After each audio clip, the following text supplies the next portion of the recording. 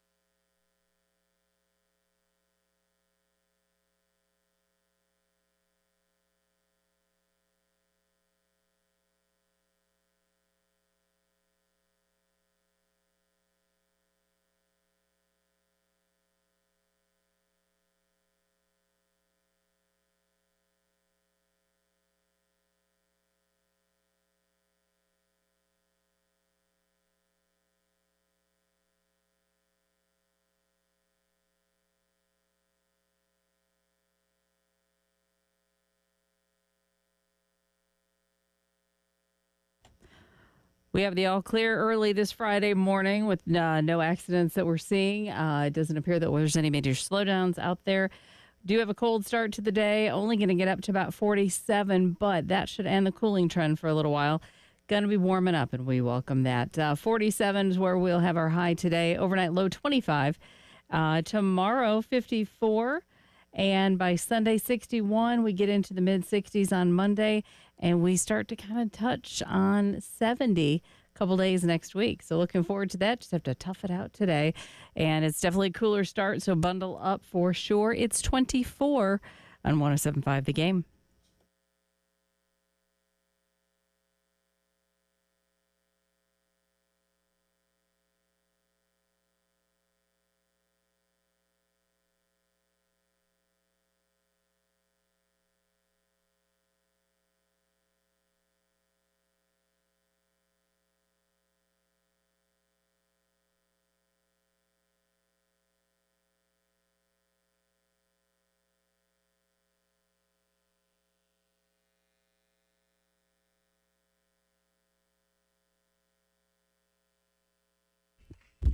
Welcome back into the early game. It's Preston Thorne, Tyler Head, Jen Jensen. We're having a little bit of conversation about last night.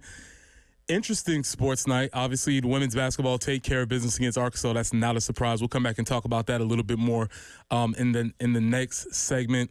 You had the Four Nations tournament, which skyrocketed in viewership. A lot of folks were excited about it. My hockey knowledge ends with NHL 94, the video game. Funny thing, I actually had NHL 95 on it wasn't on a game system. It was one of those plug and plays, like where the whole game came on a controller. I got it at the dollar store for like $5, when I was a kid. And you plug in the AV cables, and like that was my introduction to hockey. The graphics were terrible, but it was a fun game. We're here. So we will come back and discuss a little bit more about that. But first off, unfortunate news for the baseball team. Eli Jersenbeck is out for the season. It was announced out for the season. And I want to play a couple of these clips in succession as we learn more about Paul Mainieri. We have to learn how he approaches injuries, how he approaches his players. And I think it's just interesting to get some insight into what all Coach thinks this means for the team moving forward. So here's Coach Mainieri talking or explaining the injury to Eli Jersenbeck. I don't know. I asked that specific question to Eli just a little while ago today, and he said, he doesn't know. But ever since last summer, whenever he was throwing bullpens or whatever, that after he would throw, his arm would be sore, and he just thought it was, I guess, natural muscular soreness. So it's just one of those things that's hard to say. I have a little bit of experience with previous pitchers in my career. Brad Lidge, who pitched for the Phillies, had a stress reaction. Anthony Renato, Brad pitched for me at Notre Dame. Anthony Renato at LSU had a stress reaction. And most recently, I had a kid named Jake Latz, who had a stress fracture that had to have a screw put in. He pitches for the Texas Rangers now. So I don't know that much about it. I've just had those few examples in a long career. Of course, it may have happened in previous years, but they just didn't know what it was or whatever. But I feel so bad for the kid. He missed all of last year with Tommy John surgery, and now he misses this year because of a stress fracture. And you wonder why these things happen, but they do. It's life, and fortunately for him, I gave him those examples of those three players that bounced back from issues, and they all ended up pitching in the major leagues. So. But in answer to your question, John, we don't know when it would have started. It probably started with a stress reaction and was never diagnosed because, nobody thought it would, was serious enough to even look at, probably. He probably never complained about it. And that probably evolved into a stress fracture. But I looked at the x-ray and you could clearly see it. I think they call it an incomplete stress fracture. Didn't break all the way through the entire bone, but he has the most soothing, calming, I honestly think he could tell me the worst possible thing and be like, okay, You just don't feel so calm. I was going to say, like, Jerzenbeck obviously down hearing this news. Yeah. And, Paul puts the hand on the shoulder. Listen, son, seen this before. Going to be all right. Still got a shot at the major leagues. And, you probably feel okay after that. Yeah. I just kind of adore him. As I said, I just want a blanket, give me some milk, and just tell me a story, please. Please. And then you listen to him, and like you said. Hey, do you need your books? Do you need those? I mean, you probably need a little more excitement of those, but yeah. You're on to something. I think you're on to something. Might have some audiobooks. Yeah, you might be on to something. And Tyler, I think you're right.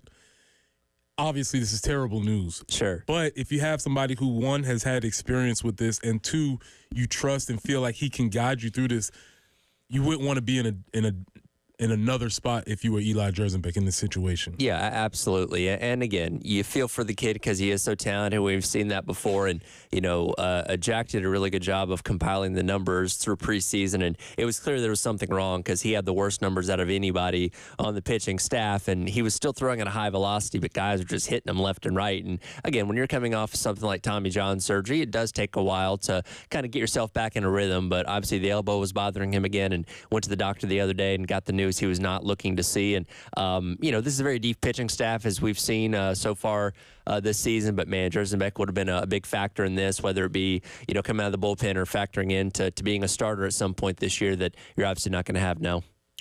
With that being said, looking forward, right? Next man up, all of those cliches that you hear.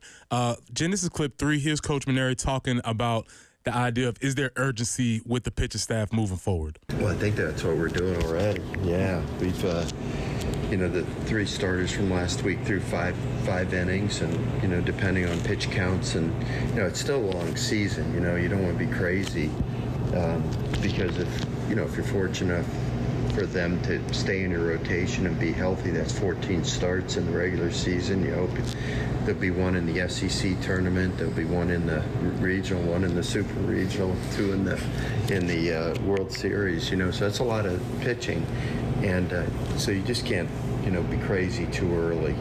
We'll make the smartest decisions that we can when it comes to trying to win the game, but also making sure we take care of the health of the players. So he's going to move forward. Unfortunately, the pitching staff has been great to this point, and they've done really well. I would, if he was to get in those back rooms, I'm pretty sure they were secretly already preparing for this. I think Eli was going to be a bonus if they were going to get him available, and also if he was going to get back to his status before. So I don't think this changes much as far as what they were planning to do or rotation-wise. It's just you have one less guy. Yeah, again, if he was able to come back, it'd be an added bonus. But again, you already started the season without him. He was going to be out at least for the first couple weeks, and then again, you get the news you didn't want, where he's going to be out for the rest of the season. And what that means for him and his future South Carolina, we don't know. What that means for the future for him in his baseball career, we don't know. Obviously, hoping for the best, but for the rest of the season, you're going to be without him. But so far through 5 games, I like what you have so far with this pitching staff. I went back and looked at the numbers of these first 5 games compared to last year's first 5 games. Ooh, this is good. And they've increased in all regards. Last year through 5 games, they'd given up 21 hits, 9 earned runs, 17 walks, and only 48 strikeouts. This year, 19 hits, 8 runs, only 8 walks, 64 strikeouts. You don't have to know a lot about baseball. If you see the walks going down and the strikeouts going up, that's good. That is a good thing. I don't need analytics. I don't need advanced metrics. I don't need any of those things. You hear those numbers again and you say, oh, something is trending upwards with this staff. And Paul Mainieri talked about it before the season started. He didn't expect this to be a high strikeout team. He expected a lot of, balls being put in play, pitch to contact, that kind of thing. And I'm sure those numbers are going to kind of even out as you get into playing Clemson and conference play and all that kind of stuff. But, man, after the first 5 games, you really can't ask for much better than what we've seen. No, you can't. So, moving forward, I'm not sure how deep the scouting report is on the Milwaukee Panthers. Do you have any intel? Not too much. Not too much. I think they'll be fine this weekend as well. So we'll see how they come out of this weekend. Obviously, the goal is to continue playing error-free baseball, continue throwing strikes, doing all of the fundamental things properly, and build upon what they have going. But those pitching numbers are maybe a clear indication of where the program is going moving forward. Yeah, hopefully so. And again, you hope everything's going to be a strength, right? So far to start the season, you're getting good production out of your pitching staff, and offense is doing fine. Could string together a few more hits and draw a few less walks like Panera talked about the other day. But again, when you're 5-0, you're 5-0, and you found a way to win all these games so far, and hopefully that continues this weekend. By the way, the Panthers were they were 6-19 in non-conference last year, 13-17 in league play. Yeah, not a great team. What's the weather going to be like this weekend? I think it's going to be around what? Jen, you're the resident weather expert here. It's going to be like in the 50s, I think. All right. At least I was just hoping 54 or 61, hoping the Panthers might get a little sunshine. Yeah. Come down here, get a little sun. And they're not used to that. They're used to the cold. That's what I'm saying. So they come down, get a little sun, play a little ball, serve us some victories on a platter. Exactly. And head on back. That should be the case. Speaking of serving victories on a platter, Arkansas last night. We knew it was going to be tough. When we come back, let's discuss the game from last night. This is the early game.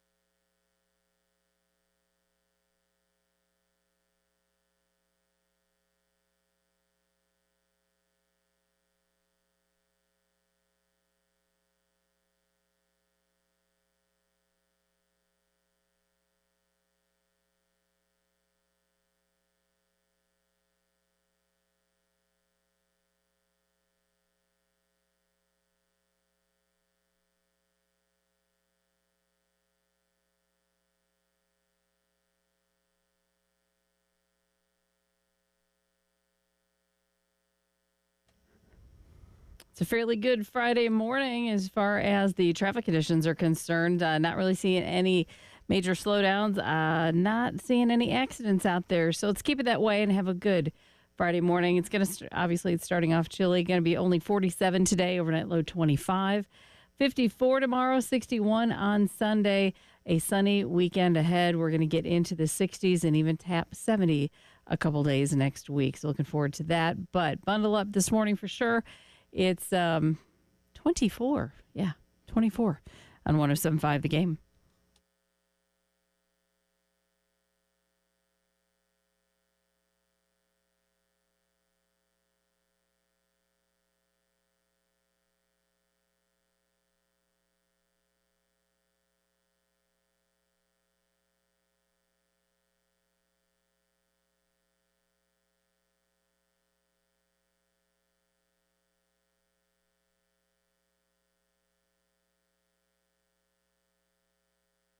I mean, we don't like to lose, obviously, and we don't like to lose the way we've lost the 3 games, and there's a certain focus to just get back to our habits, and hopefully we can continue that as we, as the regular season comes to a close, and we got some games in which we got to play well in order for us to win.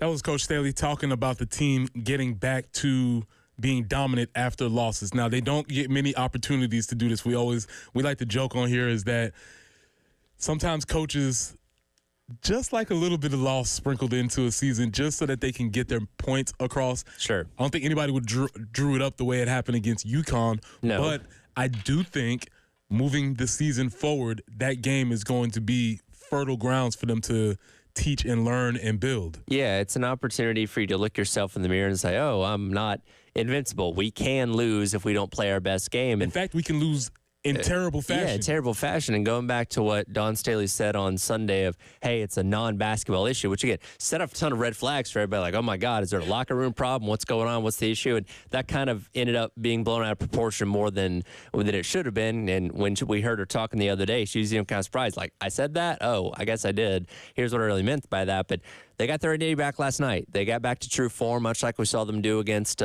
Florida last week after the Texas loss. And we'll see if this kind of is the springboard for this stretch run, not only to end the regular season, but going into tournament play here in a couple of weeks. Yeah, and so last night, getting back to Joyce Edwards, as I said, Joyce plays the game the right way. Edwards leads the team in 18 points, which is an emerging thing. Yeah. I'm not sure if that's what we would have thought coming into the season. Knew she was great. Yeah. Considered that she was going to be awesome, but with the depth of the team, I'm not probably everybody other than Joyce. Yeah, of course. Right? I'm not sure if this is what we would have thought was going to emerge for this team. I don't think it's what we thought, but at the same time, I don't think we're surprised by it because there's no central superstar in this team. Past couple of years, you've had your Cardosos, you've had Aaliyah Boston, you've obviously had Asia Wilson. In the past, it was feeling like, hey, that's the best player on the team. You don't really have that right now. You have a lot of stars that are kind of on an equal level that make this team as great as it is, but some nights it's Joyce Edwards, some nights it's Malaysia Fulwiley, some nights it's Chloe Kitts. Like, you just have a combination of a lot of really great players kind of around that same level and, going out there and performing. And, again, nobody's kind of standing out necessarily above the rest, I would say. So a lot of buds. In your Thorns, Buds, and Roses, maybe a lot of buds? There you go. There it is. So there's a lot of buds. Things are happening, I guess, as we move forward. And Jen, did you say it was 23 degrees outside? It's It felt like 24, it. Preston. Come Good on. Lord. Don't make it sound so bad. I'm sorry. 24 degrees. I told Preston in the break, I'm going to find Punxsutawney Phil and punch him in the face. Right? Because I'm not enjoying this. That's why you got to go with Beauregard Lee. The Georgia. Is he the one that's more right? He's more often, accurate. Yes, often than not. Yes, we've had a whole conversation about this. But yes, maybe these buds are happening, and they're going to have to sprout here very soon because we're moving rapidly towards Spring is SEC coming, play. so there's Spring is hope. coming, so there is a chance. Speaking of, Malaysia Fulwiley had a great game last night. Yes. Not great in all of the senses. Probably more specifically, not that she scored 15 points or not that she went around the back or not that she did all the things that she normally does, but she was efficient. 6 of 10 from the field, shot layups, got to the right, did all the things that she has not been doing as much this year. Yeah, and she was matched up with Izzy Higginbotham, who is the leading scorer for Arkansas, one of the leading scorers in the entire nation, held her to 7 points and 2 of 10 from the field. Like, that's, and so boom, there's your efficiency on defense. So you're playing defense on the side. Here's Coach Staley talking about Malaysia's game last night. I mean, Lay has a real good understanding of what needs to happen. Like, she really does. I think in the moment, I don't think she could help herself at times. But I thought today was just great. Like, they were timely. They were what she was supposed to do in that situation. She didn't force the shot. She dumped it off a few times. She's very, very unselfish. So I just thought she just met the moment. I think the biggest thing that she's doing is defending.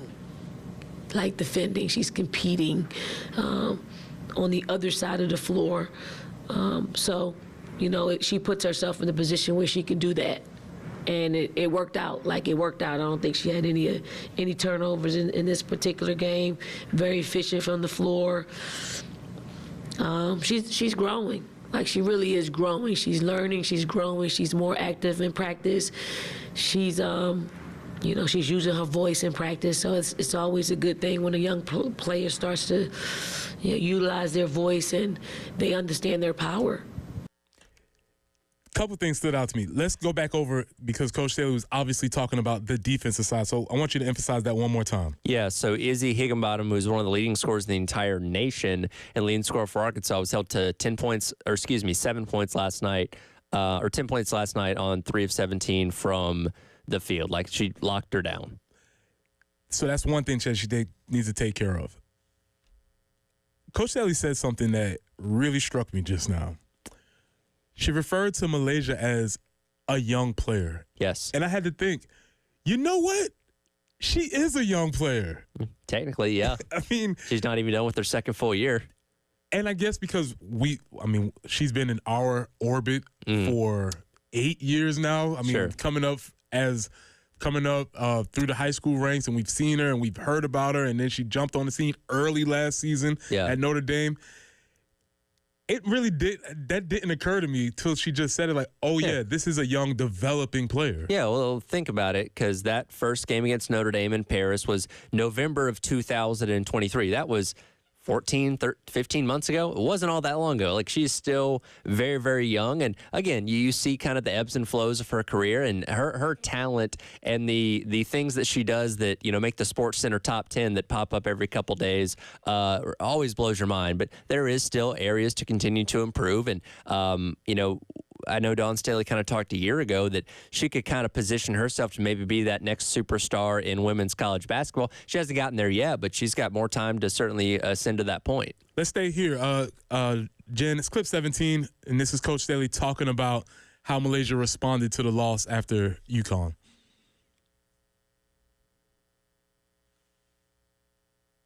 Yeah, I mean, Lay was mad. I mean, she was mad after the game. And you know, you can be mad and hold it in, or you can be mad and just kind of voice your opinion about things. And she was one that voiced her opinion. And it's good to hear it from a young player. It's good to hear it from a competitor. Like, a competitor doesn't like anything about Sunday. What happened? Not one thing. You know, you can draw some positives from it, but bottom line is, you know, a competitor doesn't like to be in that situation where, you know, we are as talented, right? Like, I've never been a part of a loss like that with as much talent, like ever. So that was a first for us, and she felt it, and she voiced it, and she's practicing like she didn't like it, and everybody else is practicing like they didn't like it, and hopefully we won't ever see that type of performance again. When Coach Staley points it out, never being a part of that ever, it just brings me back to Malaysia's basketball career, because I'm pretty sure, obviously in her first year of college basketball, no losses. Did not experience any losses. Yeah. She's been part of multiple state championship teams in which losses were few, if any. And so, yeah, I'm sure she was looking around like, what is this? Yeah, there's a realistic possibility she's never lost by that many points in her entire basketball career. It's very possible. Outside of maybe year one playing rec league or something along those lines. And you know what? Maybe I highly doubt that. didn't happen. I highly doubt that because she was on the team. Yeah, exactly. We've seen the video clip of her making the baskets in her driveway with her sister counting down the shot clock.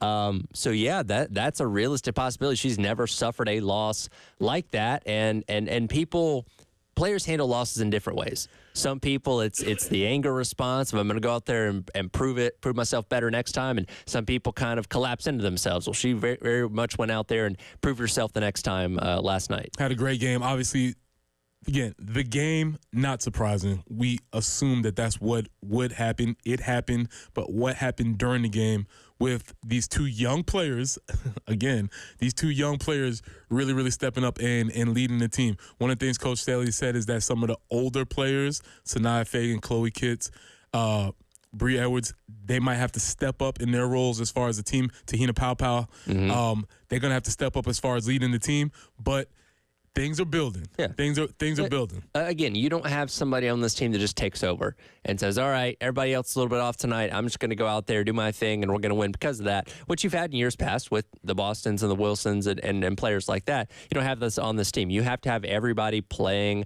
at their best to make sure this team wins. All right. Can everybody take a breath now? Things are okay. Things are okay. We're back in the world. Still a top 4 seed. Release, yes. It's still that loss to UConn's not a conference loss. Still a shot to win the conference regular season. If they win out, they can still tie. It right now I believe is still a coin flip for the number 1 seed in Greenville if Texas wins out as well. Which Tyler, when you ask me what did I want coin flips. You want coin flips? You want Friday Night Lights? Yes, absolutely. So I'm excited to see this. Obviously, they'll continue to play well, and we'll see where that goes. Big question of last night. Of course, you might have assumed that the women were going to win, but did you think that USA was going to win? When we come back, let's discuss this 4 Nations tournament. This is the early game.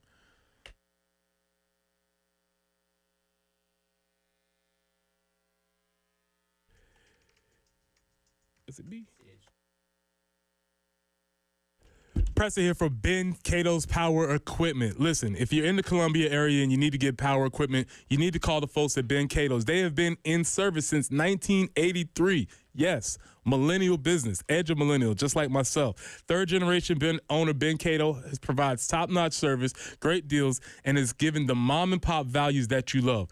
Ben is determined to raise the standard of sales, service, and retails. So at Cato's, they offer a wide selection of new and pre-owned mowers, tractors, and more. So if you're ready to invest in something new, then the team is there to make the process easy. So swing by Cato's Power Equipment today. They'll help you with your next project. Let's make your lawn the envy of the neighborhood. Call them at 803-254-3711. That's 803-254-3711.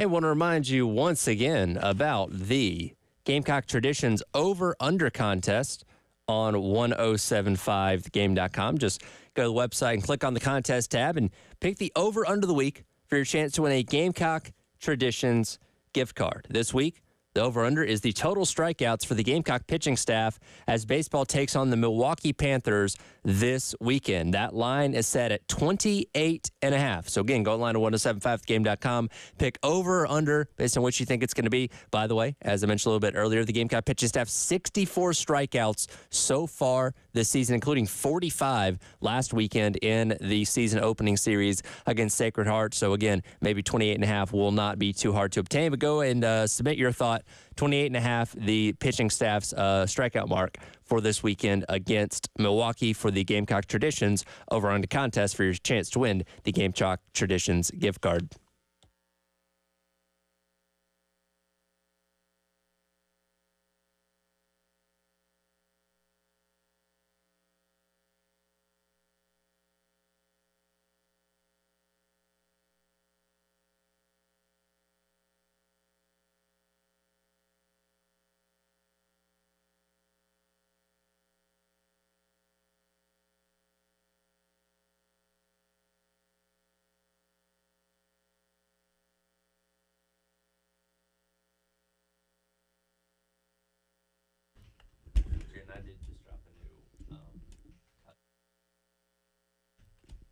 USA, USA, USA, USA. There's something in us that you have to break that chant out anytime we're on international competition grounds, correct? Listen, when you're watching the Olympics and pole vaulting is going head-to-head with, I don't know. Slovenia? Yeah, Slovenia. You're like, whew, really got to get this one. This is affecting my patriotism if this woman or man is not able to vault over this bar better than this other country. It always is a thing. You find yourself following games that you have no idea what's happening, curling, whatever new sport is around, you'll find yourself. Well, much of the nation found themselves watching the Four Nations tournament last night. Yep.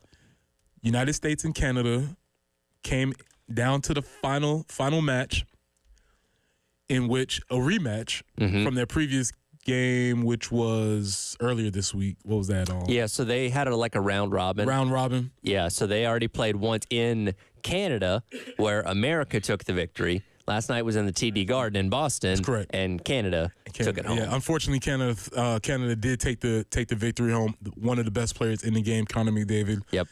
Shows why he's one of the best players. Scores a huge goal. After he was, I didn't think I played all that well. So yeah, buddy, you played pretty good. Yeah, I kind of cued into him a little bit last playoffs. Like if you want to get back in this conversations about new GOATs and all that, he's on track. His numbers are very impressive. But 803-404-6100. Really simple question. Yes, no. Did you watch it? Did you watch the Four Nations tournament last night? I'm just trying to get a gauge on how people felt or how people watched it.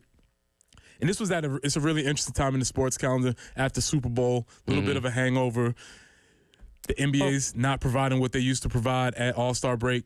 It's a little bit of a lull in the calendar, and this hit at the perfect time. And there's a reason why these leagues have their all-star breaks at this period of time because, again, the Super Bowl, football dominates everything, right? When football's going on, yeah, you may pay attention to the NBA or the NHL, but you can't really invest until football's over. So when you have the NBA All-Star Game the week after the Super Bowl, the NHL All-Star Game about a week and a half after the Super Bowl, you're trying to catch that audience that's coming off of the football high and say, hey, here's the superstars of our sport playing this exhibition game to get you interested for the back half of the season and the run to the playoffs.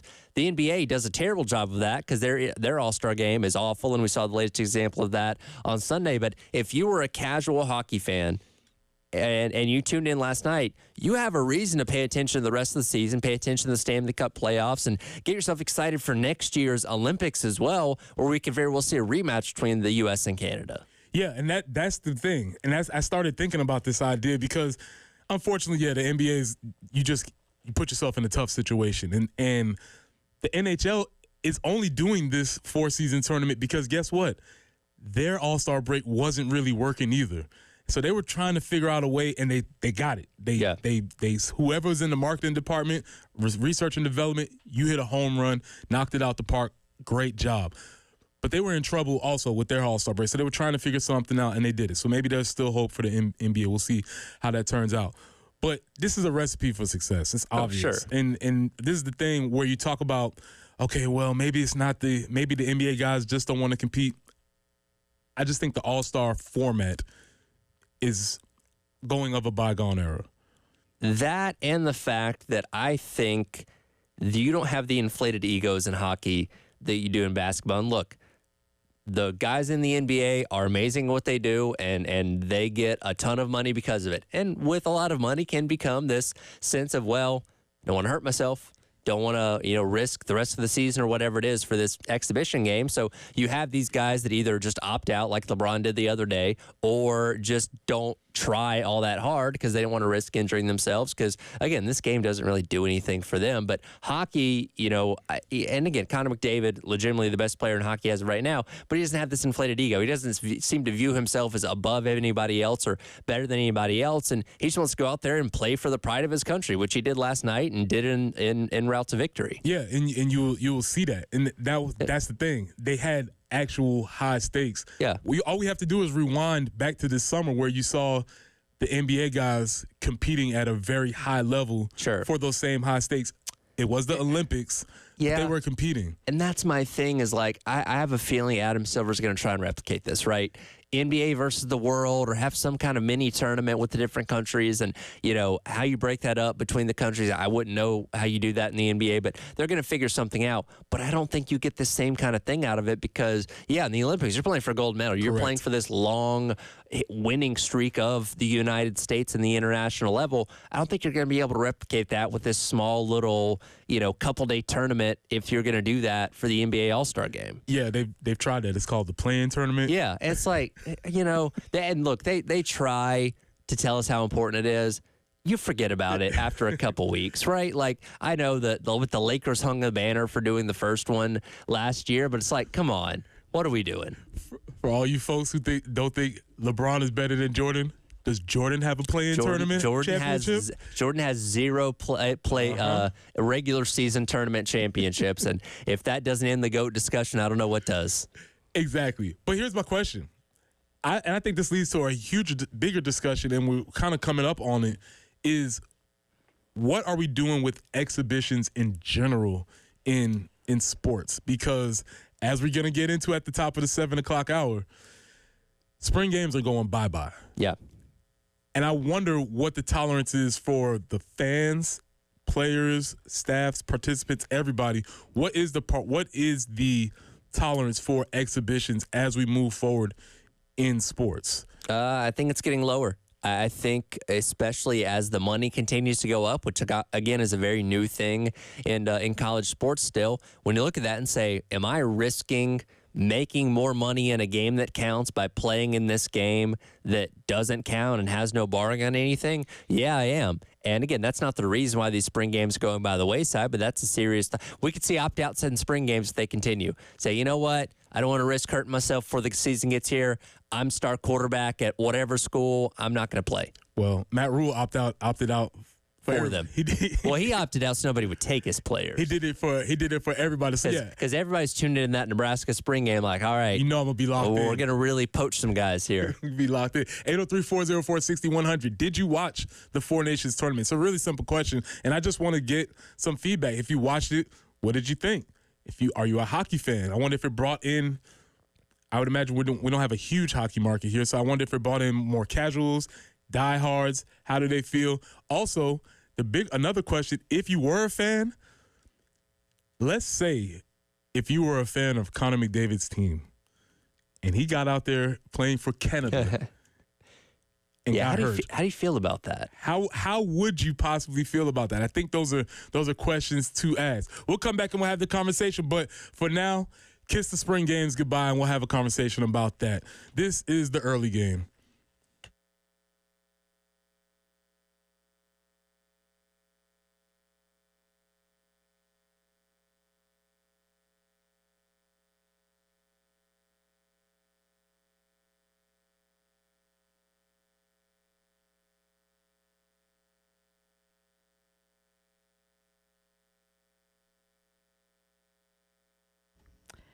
All things nautical this weekend at the Columbia Boat Show, presented by Putnam's Harbor. This Friday starts today through Sunday at the South Carolina State Fairgrounds. You're going to find somebody for everybody in the family. There's going to be experts out there, over 12 vendors. There will be a huge selection of boats, lots of manufacturers represented in motors and personal watercraft. They even have things like apparel and artwork and plenty of marine products and services. Plenty of live entertainment from local musicians, so that'll be fun. The captain from Sportsman's Channel's Hook the Future, he's going to be hosting a couple of kids' fishing clinics, that is, tomorrow and Sunday, noon until 2. The Gamecock Bass Fishing Team, they're going to be out there this weekend as well. It's today, 10 to 8, 10 to 7 tomorrow, 10 to 6 on Sunday. The ColumbiaBoatShow.com is the place to go for more info and ticket information.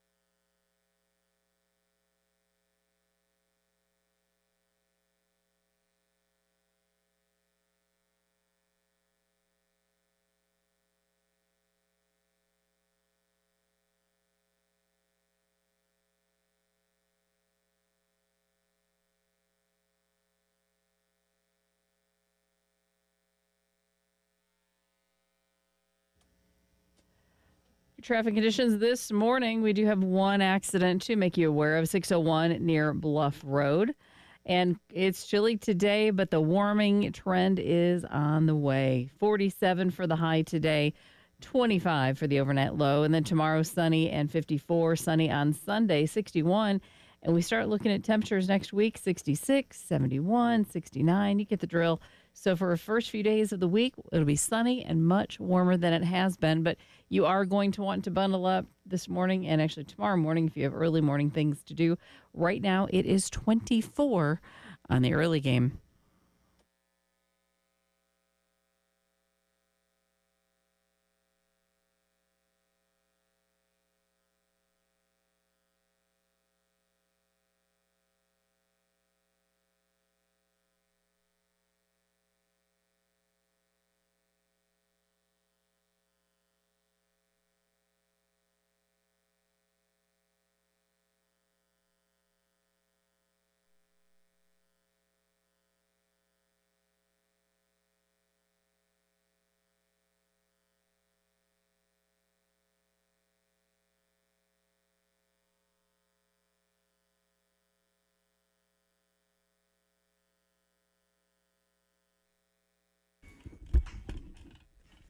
Welcome into the early game. It's Preston Thorne, Tyler Head, Jen Jensen. We're talking a little bit about things that happened last night.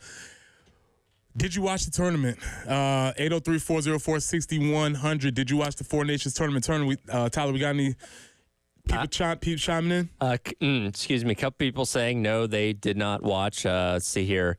Nama's text says, big fan of hockey. The tournament was great. As a Bruins fan, it hurt me a little to root against Brad Marchand. There you go.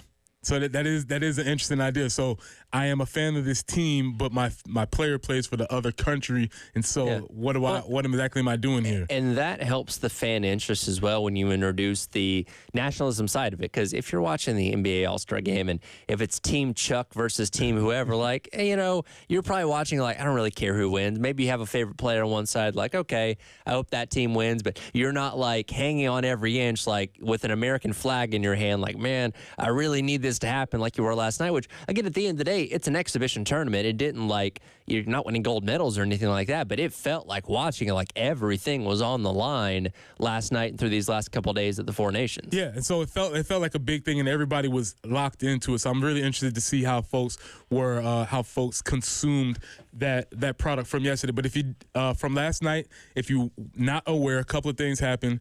Yes, Arkansas got beat down. We assumed that was going to happen. So interestingly enough, the women increased their margin of victory after losses. Slightly. It was 39. Yeah.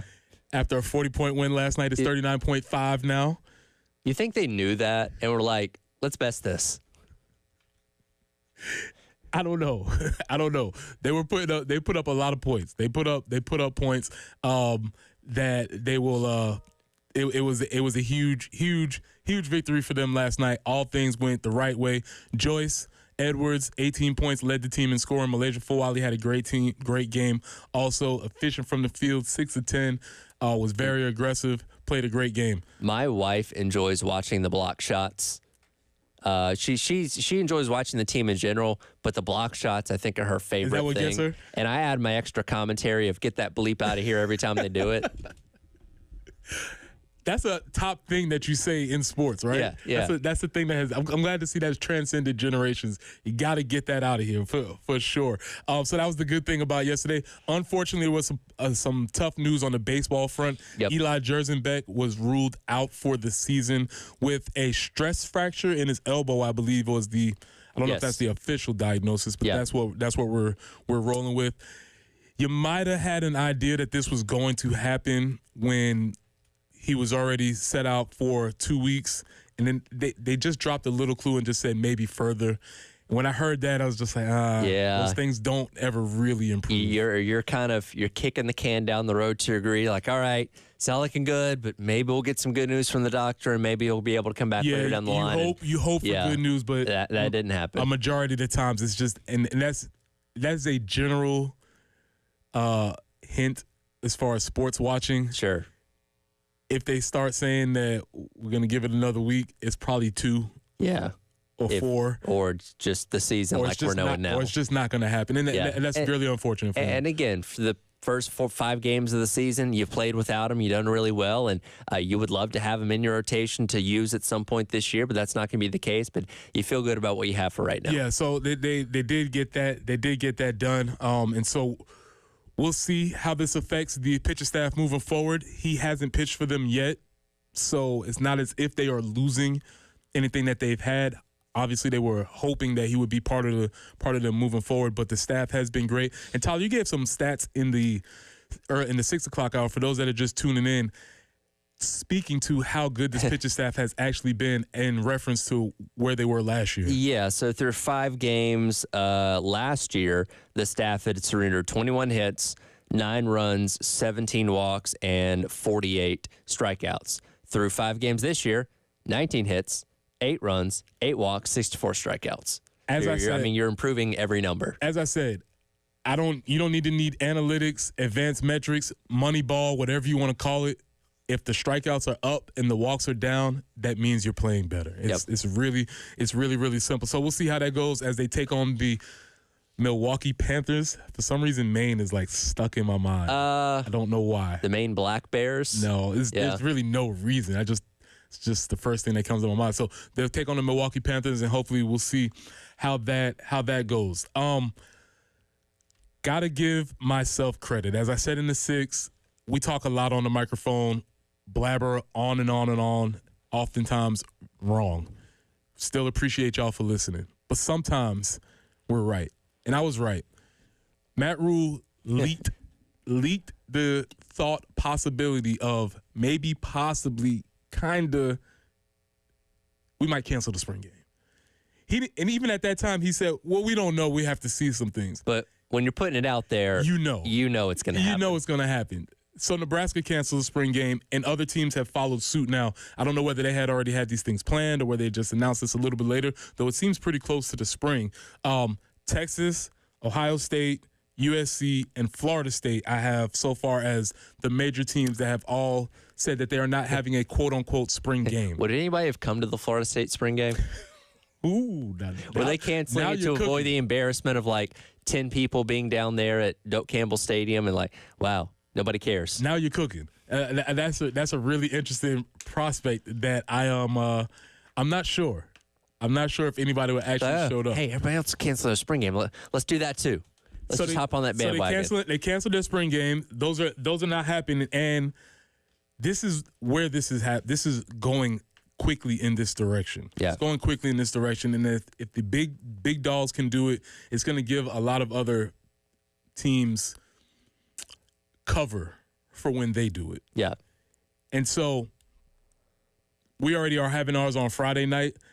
I said that's a little canary in the coal mine. That's a step. It's a step forward. It's a step towards it. And as you said, it's like, oh, it used to be on Saturday. Really? It's on Friday now. Oh, it's not on Fridays anymore. It's like, oh, we just don't have any space for it. It's like you see how a Friday crowd is.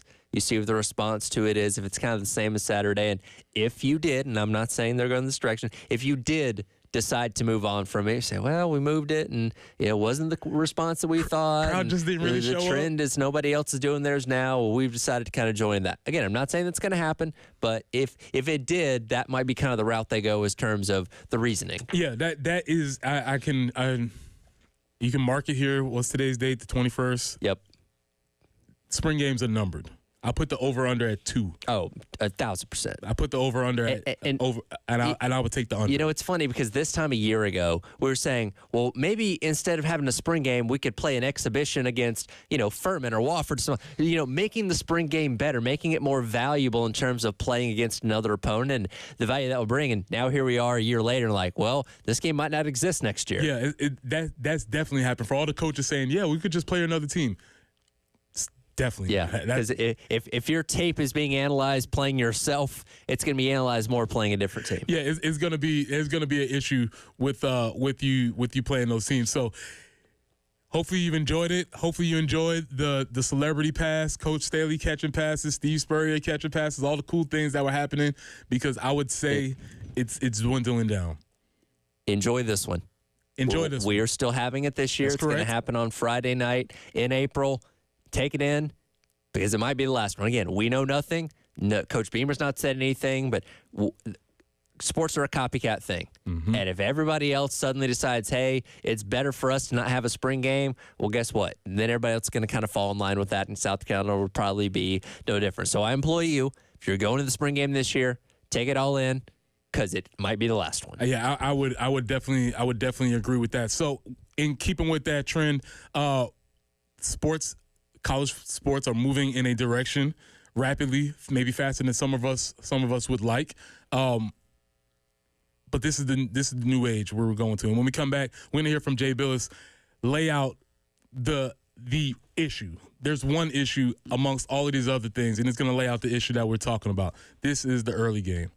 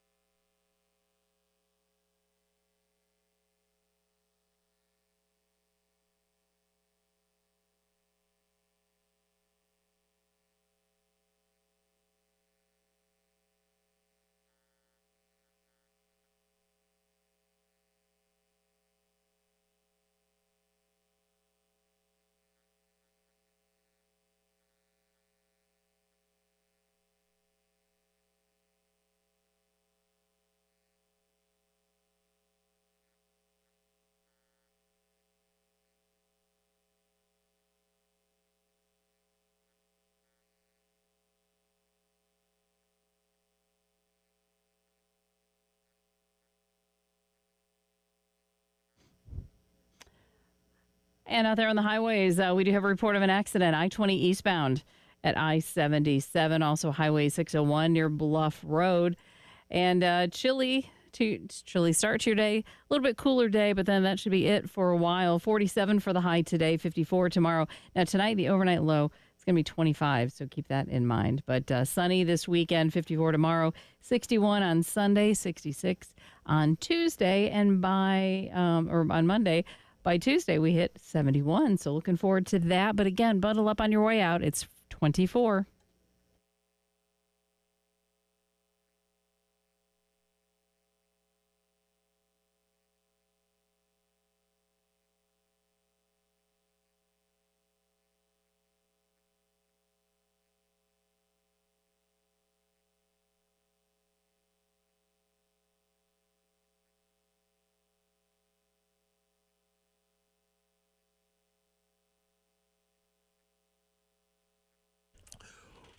Welcome back into the early game. It's Preston Thorne, Tyler Head, Jen Jensen, and through no fault of his own, 100% driver error. I am taking accountability.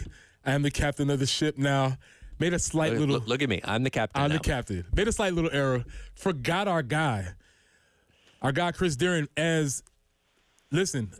Moving into the spring, ending up winter. This is a very, very busy time of year. So, Chris, how you doing this afternoon, this morning? How are you? Man, Preston, I'm great. It's like I said, we're wrapping up some basketball in the next couple of weeks. Spring sports are going. I've went and seen a baseball scrimmage already, and they start not next week, but the week after that for regular season games. So. Yep, soccer's going on, lacrosse. What else? We got some golf, softball. It's a lot of things happening right now. So, a lot of things to get into. We are trying to wrap up this basketball season before we jump into the spring sports really heavy. But we are headed in that direction of getting some warmer temperatures. I know it's 24 out this morning, but I can see the warmer temperatures coming, Preston. They're on the horizon. This is a rough time of year to be a spectator in any of the sports, whether it's in the spring or the winter. So let's jump straight into it. This busy weekend, what you got for us on Friday? Yeah, so tonight, we're in the second, third round of the playoffs, depending on what classification it is. And I've talked about all season long about how there's a lot of teams here in the Midlands that have a chance to make an impact, and they're proving that. Tonight, you just look across the landscape. The 5A Division II boys playoffs. Westwood, they won their first round game, so they're the number 8 seed. They get to go on the road to Conway, the number 1 seed, and I think that's a potential upset. I think Westwood can play with Conway. I think it's going to be a really competitive game, and that's one I'm going to keep my eye on definitely as I'm actually going to cover South Carolina baseball today. So when the playoffs start about 6, I'm going to start looking at Twitter for scores. But that's going to be one I think is upset potential. And another one, Irmo, who's played a lot better here towards the end of the season. They're going down to the Low Country, Preston, going to Berkeley, going to God's Country, and they get to play the Stags, and that's a 4-5 matchup. So that's 2 evenly matched teams, I think. Berkeley did not. The top 4 seeds in this division didn't have to play in the first round. So Irmo beat Socastee to make it here. And Alex Quillen, their first-year coach, who replaced the legendary Tim Whipple, he's got them playing really well right now, and they got some length, so they could be a tough out for Berkeley, and that's gonna be a good game to watch as well. And then also in the Class 5A Division II, Lugoff Elgin is going to Goose Creek. Again, Lugoff Elgin was in that region with Ridgeview and Blythewood. And so they've played a lot of tough competition, and they could be a force to be out, to get out. So they might go down to beat Goose Creek as well. 2A boys tonight, York Prep at Batesburg-Leesville. Batesburg-Leesville won their region. They've been playing really well, so I think that they have a chance to make a little bit of noise next week. And then 4A girls tonight, we got AC Flora at Daniel, Camden at Westside, Wilson at Gray, and Darlington at Lower Richland. Out of that group, Lower Richland is a team I think has the potential to be playing on on that final game in 3A and 4A girls. Aaron Lucas has done a really good job with the Diamonds. He's got some talent. He's got really good guard play. He's got some bigs in the middle. So they do a lot of things well. I think they've only lost 1 or 2 games this year. So he's done a really good job with that Lower Richland program. And I think they might be a team that's really playing on that last game in the state championship. So that's the schedule for tonight for the Midlands teams. You got games Saturday, Monday, Tuesday already scheduled out. So you got a lot of things going on right here in the Midlands. Well, and he won't say this, but I'll say it for him. Coach Lucas, congratulations on your success so far. I'm sure he's glad to see Joyce Edwards scoring against Arkansas instead of the teams around him. So he wouldn't say that, but I will. That was one hurdle he could not get over. Correct. And I'm sure he's glad to see Joyce Edwards has moved on. Yes. So Blythewood, Ridgeview going to traveling, and for the boys, who would they be playing? Well, so that and River Bluff actually, and River Bluff. I'm sorry about that. I hope you are ready for this now. I'm listening. We go Blythewood first. They get to play Clover. Clover knocked off Dutch Fork in the first round, and a little bit of an upset. I think Dutch Fork was the higher seed there, and Clover got them, and they go to Blythewood tomorrow afternoon, and then Somerville comes to Ridgeview. Now, I've seen this Ridgeview team several times this year, and last Friday was the last time I saw them against Blythewood, and Preston, this team plays defense so well. I don't know if any team in South Carolina can beat Ridgeview, but if anybody can, I really give the Somerville team a chance. Okay. They have Marvin Teal, one of the best players in the state. He's a guard. Somerville's been here. They made it to the lower state championship game last year against Lexington. So they have some experience of going a long ways, but they're coming up and play Ridgeview, a team that's really, again, it's not what they do on the offensive end, it's what they do on the defensive end. They beat Blythewood last Friday night pretty handily. Corey Corbett in that game, at one point in the fourth quarter, he scored 10 straight points. He ended up with 16 points in the fourth quarter. He scored 24 for the game. He can take over about any time he wants. Yale Davis, those guys, Malachi Cooper, they're sort of interchangeable. They're all guards. They handle the ball well, but then they also have some big guys in the middle. They have a freshman that's about 6'7", 6'8", that starts in the middle. And that Ridgeview team is they're fantastic. I don't know that again, if anybody can beat them, I give Somerville a chance. But I'm looking at that 5A Division I bracket, and I don't know that anybody can beat them with who's left. And then also in that same bracket, you got River Bluff still playing. They go to Dorman. Thomas Ryan, one of Bill's buddies, is got Dorman back where they were winning championships pretty regular just a few years ago. They've missed it the last couple of years. So I know Thomas Ryan would like to get Dorman back into the state championship as well. Okay, let's move on from the weekend. Let's get to Monday because you have some games, also some local games for Monday.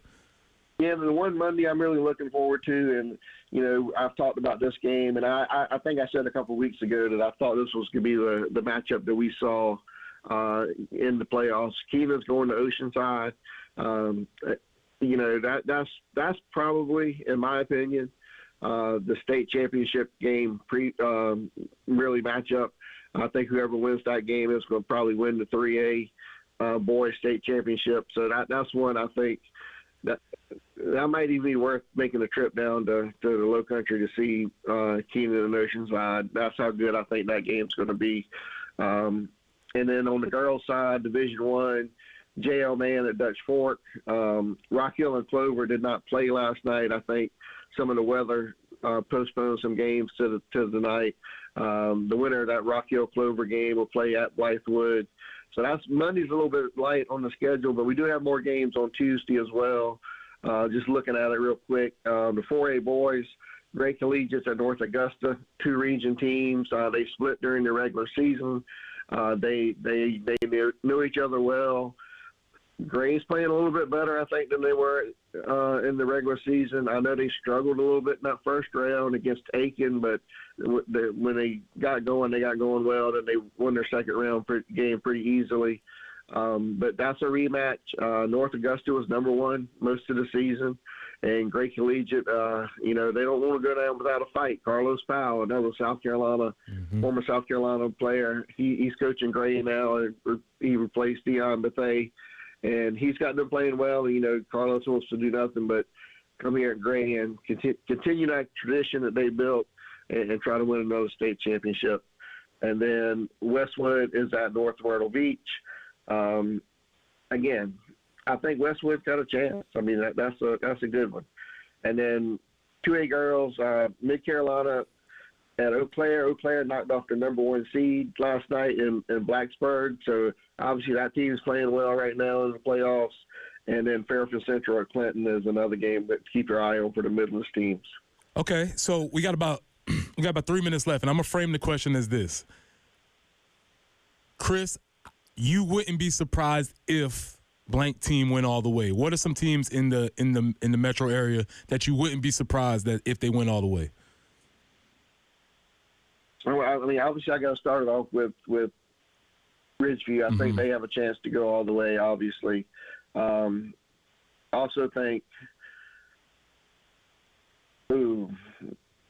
Again, I think the Keenan Keenan Oceanside game is for the state championship. Gotcha. So if Keenan wins Monday, I expect Zach Norris to win another state championship. I just think they're that good. On the girls' side of things, I definitely think Lower Richland has a chance. I've seen them 2 weeks ago, and I think that team is poised to finally get over that hump. Like you said, they couldn't get over Joyce Edwards for the last couple of years, and I think they're really ready to make that leap. Who else do I think has a chance?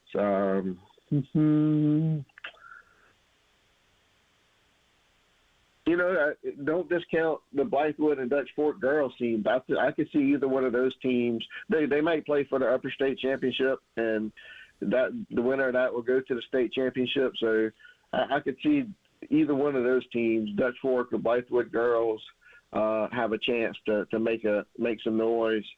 And then again, Gray Collegiate on both sides of Gray Collegiate girls lost to North Augusta twice. They potentially match up in the next round. But another South Carolina alum, Brandon Wallace, is coaching Gray Collegiate girls, and he might find a way to knock off that solid North Augusta team. And then Carlos Powell and the boys, if they can get past North Augusta, I don't think anybody can beat them. So you got about 4 or 5 teams I think really have a legitimate chance to be winning a state championship this year in the Midlands area. Well, as always, the Midlands is always very strong in basketball, and as we look forward to coming into the spring, obviously we'll be back in contact. We'll talk to you again next Friday, Chris. Yes, sir. Y'all guys have a great weekend, and we'll talk to you soon. Appreciate it. That was Chris Deering again, our high school correspondent. Does an amazing job covering everything as far as high school is concerned. And for all my folks out there with Ridgeview that wear the purple pants, beware. The green and gold is on the way. You can be repping your Somerville? You know what? Because here's the thing. I went to Somerville, and I taught at Blythewood. Okay. And so we got to figure out this Ridgeview What were your Somerville colors? Green and gold. Green and gold. Mm-hmm. Okay, I would say I don't see you like rocking green and gold too much. Is that too bold for you? I've always said it like this. The colors you have to grow up into love. Okay, I see. Because it's actually more closer to green and yellow. Okay. You have to. It's an acquired taste. That is a little bit tough. It's an acquired taste. Yeah, we were blue and white in high school. That's a little bit easier. It kind of goes with everything. If you see me wearing green and yellow, you be like, he's representing something. I got you. So I might have to bust that out. Yeah. I might have to bust that out for the weekend. So when we come back, I'm about to get up out of here. Yeah. Tyler, I appreciate you. It's been a lot of fun all week. Before you go, I got a question. Do you believe in magic? Well, I did play for Lou Holtz, and I saw him tear the newspaper up 5 times in front of my face, and I never could figure out the trick, so yes, I do. We're going to discuss if college football is losing its magic coming up next. I don't even want to leave. Appreciate y'all.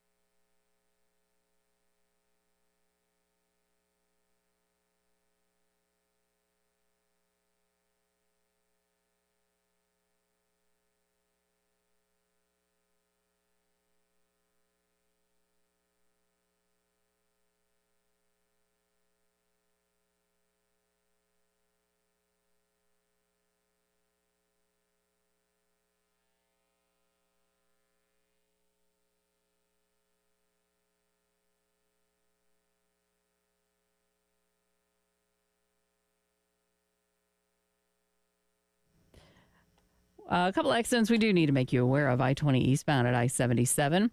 Also, Highway 1 near I-20, kind of right there at Fire Lane. And Highway 601 near Bluff Road.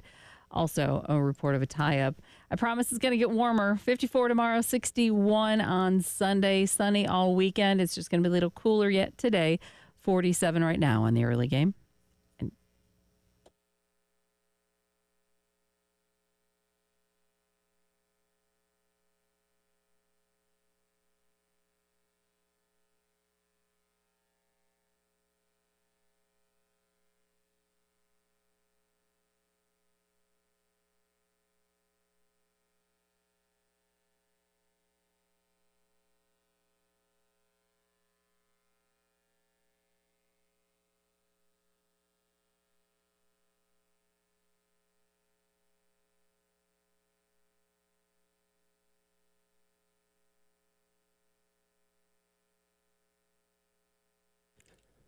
Welcome back in. It is the early game.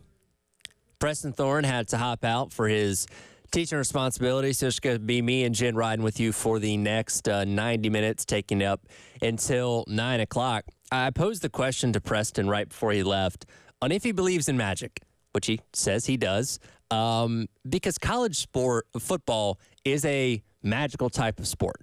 When people describe what makes college football so great, they talk about the electricity and the atmospheres and all the things that make it so unique from other sports.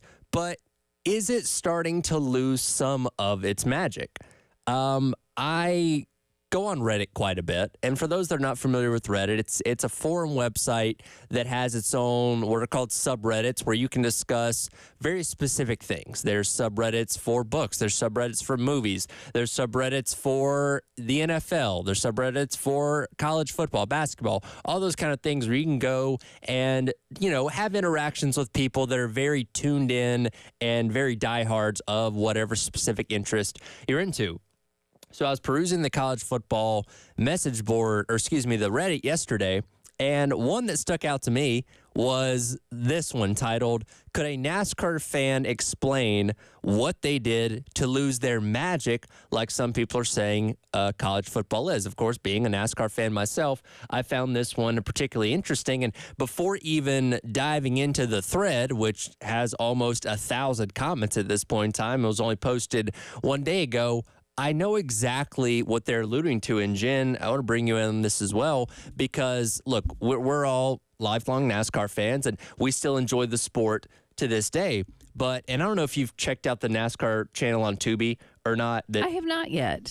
They show old races all the time. It's really neat. You tune in, you can watch, you know, like leading up to the 500, they were showing, you know, the 79 Daytona 500, ones for the 90s, a bunch of old school races that, again, just kind of filling airtime, which I think is really neat. And growing up in the mid-2000s, the other day they had on the 2005 Atlanta Spring Race, which was, of course, Carl Edwards' first win, where he edged out Jimmy Johnson at the line. And, you know, watching that race, again, that was my childhood, right?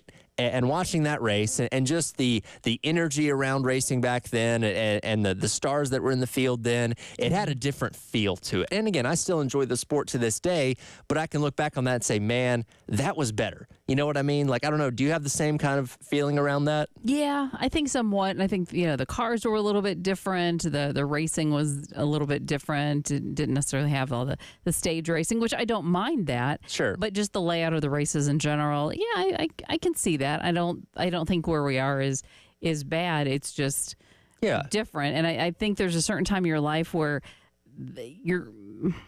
it just sort of molds you. So like some of the drivers that you remember as a kid and maybe family events and things like that, it's like you always hearken to that. That's the best. Yeah. And, you know, I thought in my mind, well, that's just me from being a kid, and everything seems better when you're a kid and all that kind of stuff. But when you look at the numbers and the interest and the popularity of the sport in general, it backs up that, yes, it was technically better back then and had a more of a certain aura around it that maybe we don't have these days. And kind of going back to this thread that's now talking about college football, it makes you kind of wonder if we're turning that direction with college football, because the one thing that NASCAR started to do about 20 years ago, starting in 2004, was make a lot of changes. So we started off with a postseason format, then known as the Chase, now known as the playoffs. We started messing around with the cars. COT came around, went to Gen 6, now with the next gen car. We've changed up race procedures. We have stages, we have playoff points, we have, all these things that are different, where if you tuned into your first NASCAR race in 20 years on Sunday in Atlanta, you'd say, what the heck is this? This looks way different that's a good point. than what I left 20 years ago or something along those lines. Yep. And college football is kind of trending down that same path. I mean, look at the past 10 years alone. We've gone from a BCS format, which was, two teams that a computer algorithm spit out numbers that told you who was going to be playing for the national championship, to go into 4 teams, to go into 12 teams, and now we've talked about it a lot this week on some of my other shows, potentially 14 or 16 teams in a playoff starting in 2026. We've gone from conferences being these small regional things where, if you wanted to travel to every away game, they were all within, 2, 3, 4 hours of where your school is, to now we have conferences going coast to coast, like the Big Ten, like the Big 12, like the ACC. Which is insane to think about, that, compared to where we were just a handful of years ago, it's becoming a little more unrecognizable. And in fact, that's what the top comment on this Reddit thread says from somebody that is a NASCAR fan and a college football fan: never-ending change. Which, again, Jen, as I alluded to a moment ago, it starts out slow. And it's one thing. Again, with NASCAR, it was, hey, here's a playoff system. Here's a chase, a 10-race, run to the end of the season to determine the champion. That's different from what we've done for the past 30 years. And that pushed away some fans. There were some people like, well, I don't like that. I'm not going to watch anymore. Wasn't a mass exodus, but it was a few people. And then another change comes, and another change comes, and another change comes. And there were economic factors like the downturn in 2008 that drove some people away, and some of the money from the sport and all that kind of stuff. So it's not just the changes, but you look around and you say, man, this sport is completely different from where it was 10, 15 years ago. When you look and the stands are half full, and that's a large reason why. And I feel like we're kind of on the precipice of that with college football, where we're slowly trickling in that direction. Yeah. And I certainly hope not. And again, I sometimes wonder, the more ways you can consume sporting events, if that doesn't play some type of a role in a race, it's still awesome to be at the race, because it's the smells and the sounds and the enthusiasm of everybody. And sure, I think that's you just can't beat being at a race. But because of where all they are, it's hard to get to just a lot of them. So you can, again, consume the races in so many fashions on so many different devices and channels. With college football, you still have your home team. So you do. Regardless of whether you're interested, you want to prefer to watch it on TV or something like that, there's away games that hopefully you can do that, or again, on social media platforms and different channels. But I still, I hope people aren't straying away from college football, because I think people have elevated the experiences during the day. I think the universities are trying to elevate people's experiences. They're making upgrades to the stadiums. People in general, it's a big deal to do tailgates. These are quite the events. So I feel like there's, at least here, it's good, but I don't know if that's the case everywhere. Yeah. I'm going to elaborate a little bit more on the other side, because I don't think they're going to necessarily go down the same path that NASCAR went, but you do need to tread lightly. This is the early game. She's Jen Jensen. I'm Tyler Head, here with you. Tease. Yeah, there you go. And they're with you on your Friday here on the game. Hey, it's Jen from CHW Cabinetry in Lexington. When the kitchen of ours had to be gutted, we had a flood in there and just destroyed the kitchen. So we had to gut it and get new cabinetry in there. And I'm going to be honest, I was a crab. I did not want to go pick out cabinetry by any means.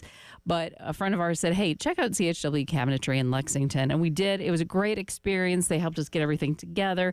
They listened to me whine.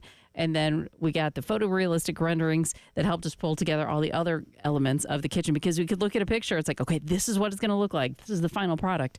And then we went and picked out flooring and cabinetry and countertops and all of that. But They can do cabinets. They can do things for your bathroom. We've had some cabinetry replaced in some bathrooms. So many options. CHWCabinetry.com to see what all they can do for you. 803-520-6837. Be sure to tell them Jen Jensen sent you. CHW Cabinetry, passion from inspiration to installation.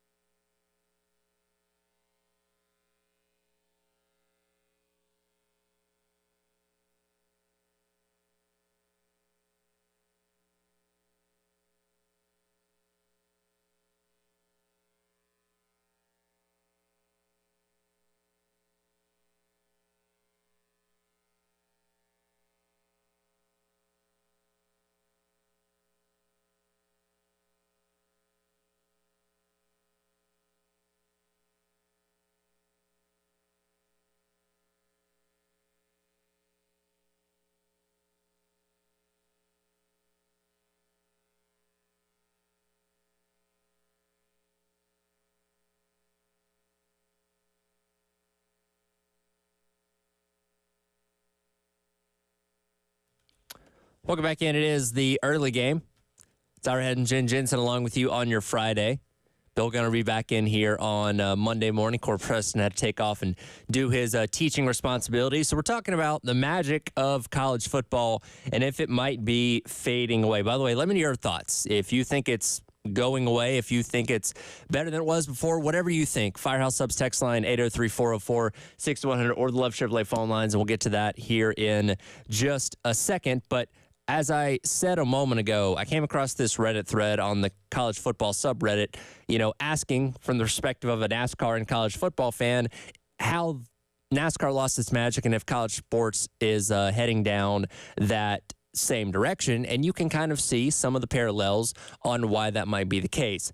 I don't personally think college football is ever going to get to the point that NASCAR has. And again, NASCAR is in a good place. The sport's not dead or dying like some people might be saying, but when you compare it to where it was 20 plus years ago, it's a night and day difference. I mean, the Daytona 500 the other day had like 7 million people watch, albeit it was rain delayed. And in 2006, the highest rated Daytona 500 in NASCAR race ever was like 19 million people. So there's a big difference between where they were and where they are now. And I wonder if college football would ever get to that point.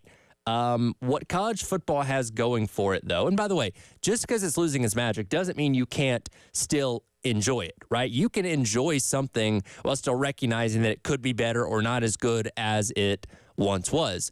But what college football has going for it, and Jen kind of alluded to this a moment ago, is you have deeper ties to your college football team. And this, is something that even pro sports don't have. You grow up in a city or a state and you'll automatically be associated with the pro sports team because they represent, the area where you grew up, right? Atlanta, Chicago, Dallas, whatever it may be. College sports are different.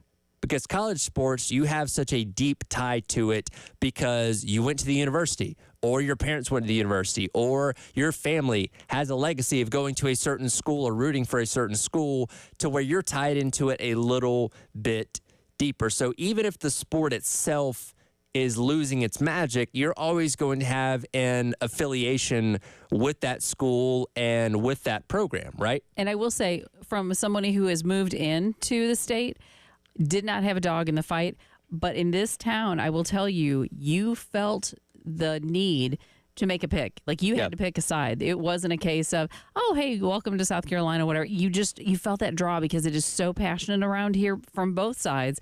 And so we had to pick a side. Personally, or fortunately, we picked the correct side because we picked the Gamecocks. Of course, exactly. Or else we would not be allowed but we here still to feel work connected. here. Exactly. Yeah, but they wouldn't have hired us if we were rocking orange. Yeah, I'm thinking, well, we did have one guy, but, we made fun of him a lot. So exactly. he survived that. But again, so for people, even when you're here most of your life, once, as an adult or something, we became just as ingrained as if we had the investment. We don't have a financial investment in the university, but still feel like we're connected now. So, well, I posed the question to you, 803-404-6100. Is college football losing its magic? Our guy Ray wants to weigh in. Ray, appreciate your call as always. What's your thoughts on this? Hey, Tyler. Good morning, Jen. Yeah, I tell you, I'm old enough to remember, and there again, I'm going to kind of do the kung fu memory thing here. But, yeah, to me, the greatest thing in sports right now is just a regular season college football. To me, that is just the ultimate. I mean, when it was just 4 teams, I thought it was great. And then when they expanded to, 12 teams this year, and I'm sure it's going to go to 16 soon, I was really excited. But after I watched it and after the whole thing ended, I got to thinking, I said, to me, I'm wondering if this is really good or not, because I don't want to say oversaturated, but it almost too much of a good thing can kind of backfire sometimes. And, they got to do some of the seedings. You didn't really have the best teams getting the buys. And I'm wondering, if you ask me right now, just this past year and the years before, I think the 4 teams was better, because what I saw this past year was they just didn't do it. But going back to how something can be overexposed, I'm old enough to remember. I know, Tyler, you're a bit of a historian when it comes to NASCAR, and I know Jen probably remembers too. I remember, back in the 70s and even the early 80s on NASCAR, well, it was kind of like an outlaw backwoods type of sport, but it thrived being that.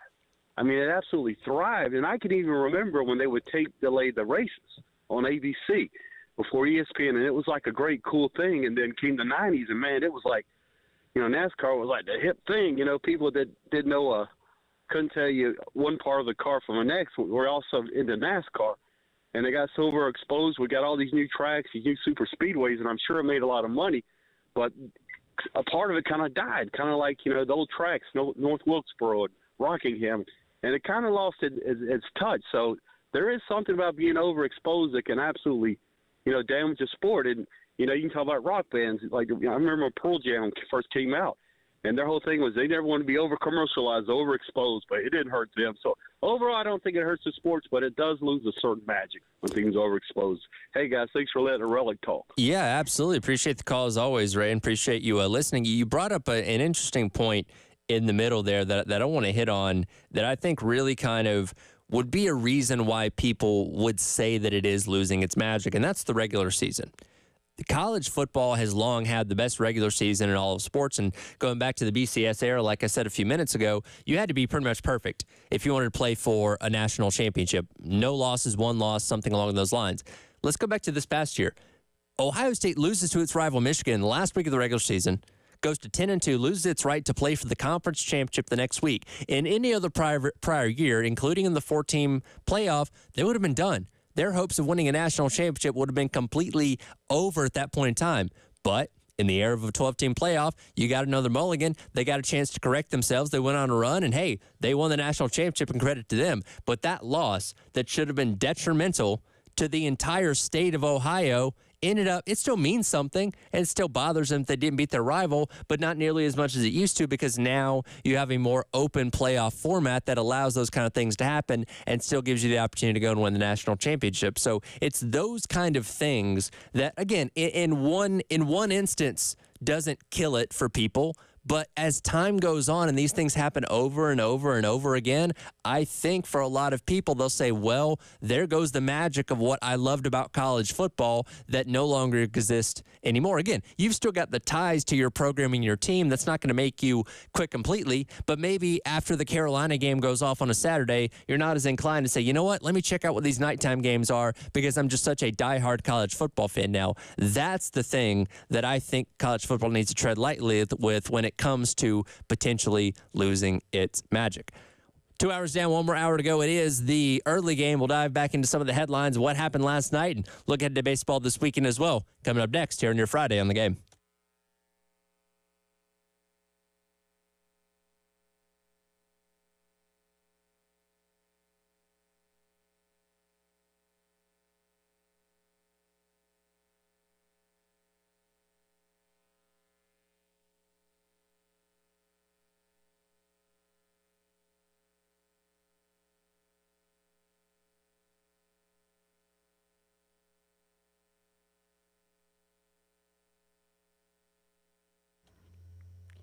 When we were talking about some of the renovations we've had done in our house, Carolina Stone Craftsman was also part of that. Just outside Columbia in Chapin is where you can find Carolina Stone Craftsman. We had, as we updated a few bathrooms in our house, needed countertops for the cabinetry, and we were introduced to Carolina Stone Craftsman. Felt right at home right away. Toured their showroom, which is amazing.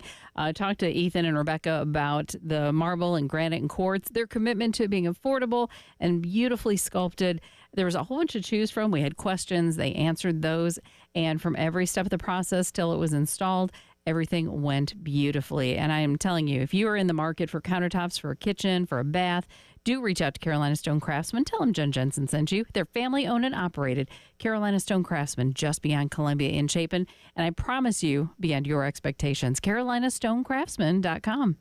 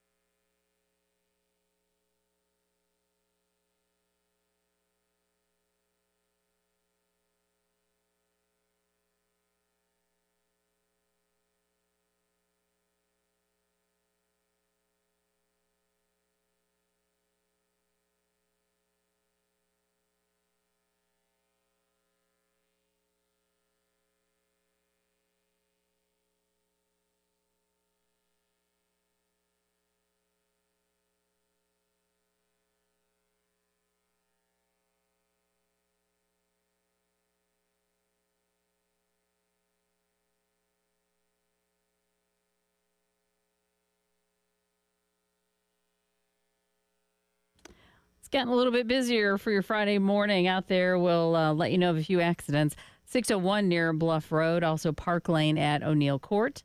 I-20 eastbound at I-77. I-20 eastbound at Highway 378, that would be exit 61. And Highway 1 near I-20, also a report of an accident. Looking for a high today of 47. We are going to see sunny skies, so that part certainly helps. Overnight low of 25, then a little more warming. 54 Saturday, 61 on Sunday. Beautiful days for baseball.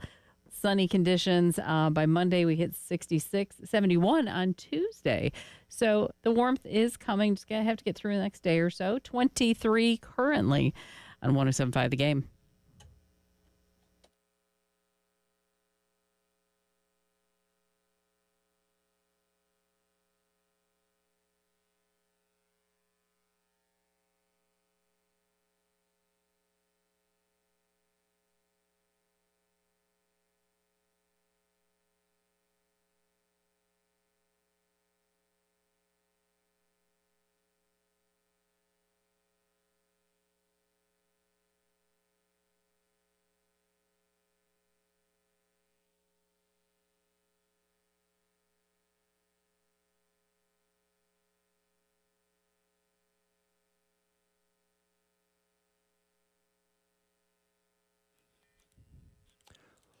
Welcome back in. It is the early game.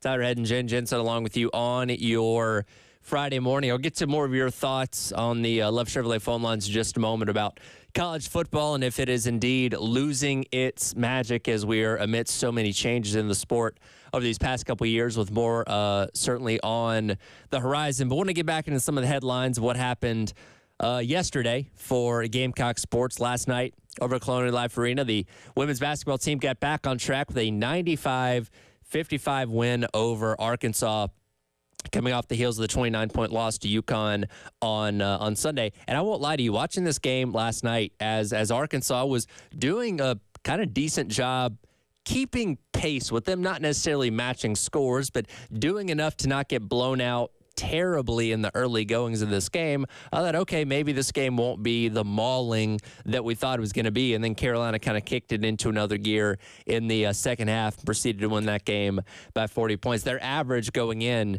to last night's game of margin of victory off of losses was 39. Now they've bumped that up just a little bit with a 40-point win over Arkansas, last night. That, again, hopefully resets this team, right? We've watched this program long enough and seen them at the heights of dominance in women's college basketball that any kind of loss is surprising. When they lost the game to UCLA back in November, we're like, whoa, crap, didn't see that coming. When they lost the game to Texas the prior Sunday, we're like, ooh, man, that's rough. Because, again, it's just so shocking when a dynasty in general loses. I mean, similarly to when the Chiefs lost the Super Bowl the other day, especially in the fashion they did, it's like, oh my God, they don't lose like that. And the same thing with Carolina on Sunday against UConn. They just don't lose like that. I mean, Dawn Staley says she's never been a part of a loss like that really ever, especially not here at South Carolina. Preston and I debated earlier, Malaysia Fulwiley has probably never been a part of any kind of 29-point loss in her entire basketball career. So it's very rarefied air to see something like that happen. So when you have that next game out, you wonder, okay, what's the response going to be? Do you correct the issues you made the other day? Do you come out angry? Do you come out upset? Or is there a hangover? Because it's one thing to blow out Florida after losing, by 4 points to Texas on the road. But when your long home winning streak comes to an end, that's dating back over 4 years, and when it's in, quite frankly, embarrassing fashion, like we saw on Sunday against UConn, you wonder how that's going to affect your team. And Dawn Staley mentioned, non-basketball related things potentially affecting this team and those kind of things is maybe off-the-court stuff that played into why they didn't play as well against UConn on Sunday. It's like, okay, how do you come back and respond? I imagine Dawn Staley put the fear of God in the team in practice over the past couple of days to get them in the right mindset. And last night they came out and, and showed you who they are and reminded you of who they are. And quickly here, cut number 12 here, Jen, please. This is Coach Staley talking about them being dominant coming off the heels of a loss.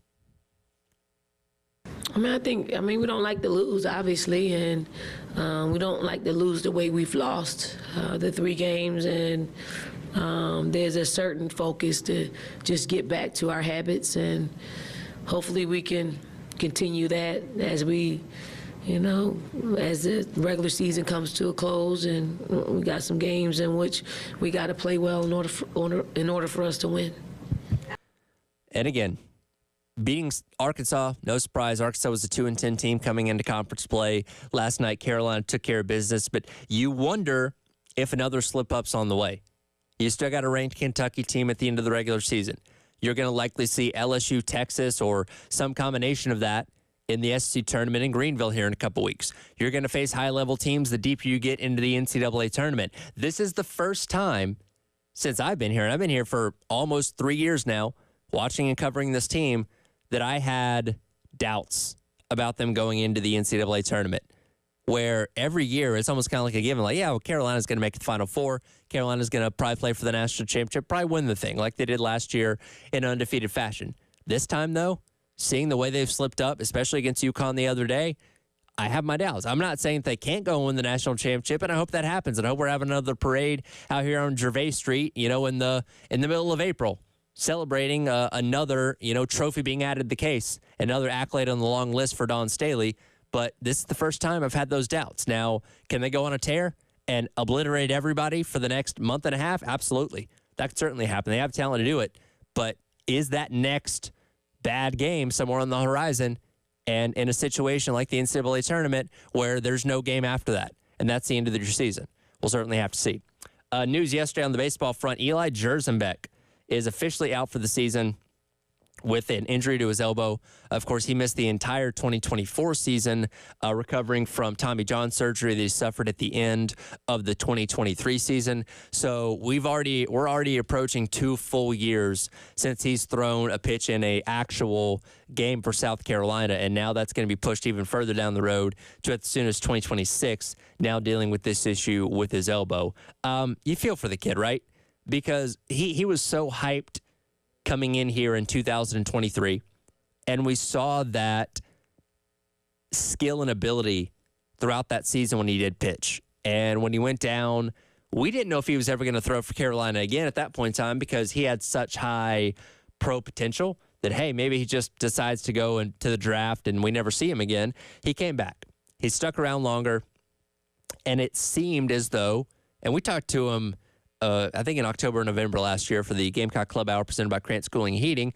Good spirits, excited about getting back on the mound, excited about what he was going to mean to this team this year. And the numbers for him in the preseason with the inter-squad scrimmages were bad. And for somebody with his talent level, that sets off the alarm bells, right? Like, hey, something's not right here if he's getting teed off like this in the spring. And he goes to the doctor the other day, gets consultation. Obviously, it's this elbow issue that's going to put him out for the rest of the season. And, you hope there's a future, right? You hope there's a path for him to come back either at Carolina or, moving on to the pros. And Coach Maneri talked about it yesterday and talking to the media. Hey, I've had several players deal with the same thing. They're in the major leagues now, or they had the opportunity to play in the major leagues. So your career's not over, which is the right thing that Eli Jerzenbeck needs to hear in a situation like this, because, you don't want the depression of, oh, my God, my baseball career's over to set in as you're dealing with all these other things at the same time. So wishing the best for Eli Jerzenbeck. Hopefully he can get back and play more for Carolina, and we see him return back to that form that he was at a couple seasons ago. Okay, in the last hour, we talked for about 30 minutes about the magic of college football. And if with all the changes going on right now and the more that are coming on the horizon, if that's, affecting your love for the sport, if the magic is being lost in your eyes. We talked to Ray at the end of the last hour. We'll go back out to Love Chevrolet phone lines now and get Tim's thoughts on what Tim thinks of college football and if it is losing its magic. Jen, if we could get Tim pulled up here. Tim, appreciate your call. And what is on your mind about college football and if it's losing its magic? Well, it's absolutely lost something. let me put it that way. I still watch it and all this, that, and other, but I talk about this. I don't like the NIL stuff.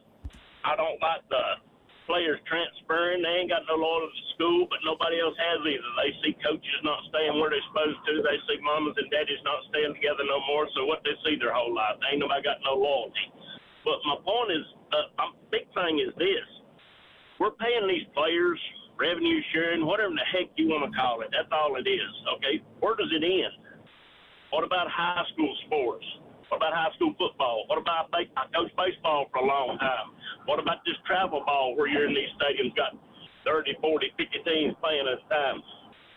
You know, you're going to start paying them. You got to start giving them part of the money. But, I mean, the luster thing, it's lost something. I still watch it. Still watch Carolina. Still watch Tennessee. But it's lost something because they're not. It's like they're not playing for the school anymore. They're just playing for the money. You see a real good player, now you're going to have to pay them to get them to stay there, because if you don't pay them, somebody else is. It ain't about the school no more. It's about the money. You're not playing for your alumni, your boys in the locker room, your school. It ain't. All that's about gone. Don't get me wrong. I still watch it, but it's lost a lot of its luster to me. Yeah, appreciate the call, Tim. Yeah, go ahead. Sorry. No, that's about all I got. I mean, I could talk the dark, but everybody can start listening to me. I'll call you again sometime. Absolutely. Appreciate the call as always, Tim. 803-404-6100. And he brings up a point that I think would resonate with a lot of people. And I didn't really even get into this in talking about it in the last hour, but the NIL component and the transfer portal are something that have drastically changed so much about the sport, not only college football, but college sports as a whole. But we mainly focus on what happens with college football. And, you know, back in the day, and I say back in the day, I'm talking about, you know, even 10 years ago, where if you had a guy come in as a true freshman, say as a 4 or 5 star guy, you knew that guy was going to be on your team for at least 3 years, and then he was able to go to the NFL draft and play at the next level and all that kind of stuff. And now it is such a fluid process. And I give credit to Shane Bieber and the staff here at South Carolina, because they've done a very good job this past offseason of pretty much retaining just about all of their talent. You know, you had a few guys that were buried on the depth chart that left, the healthy transfers we like to talk about. For the most part, you have all of your key players that could return from last year coming back for the 2025 season. But that's not the case everywhere.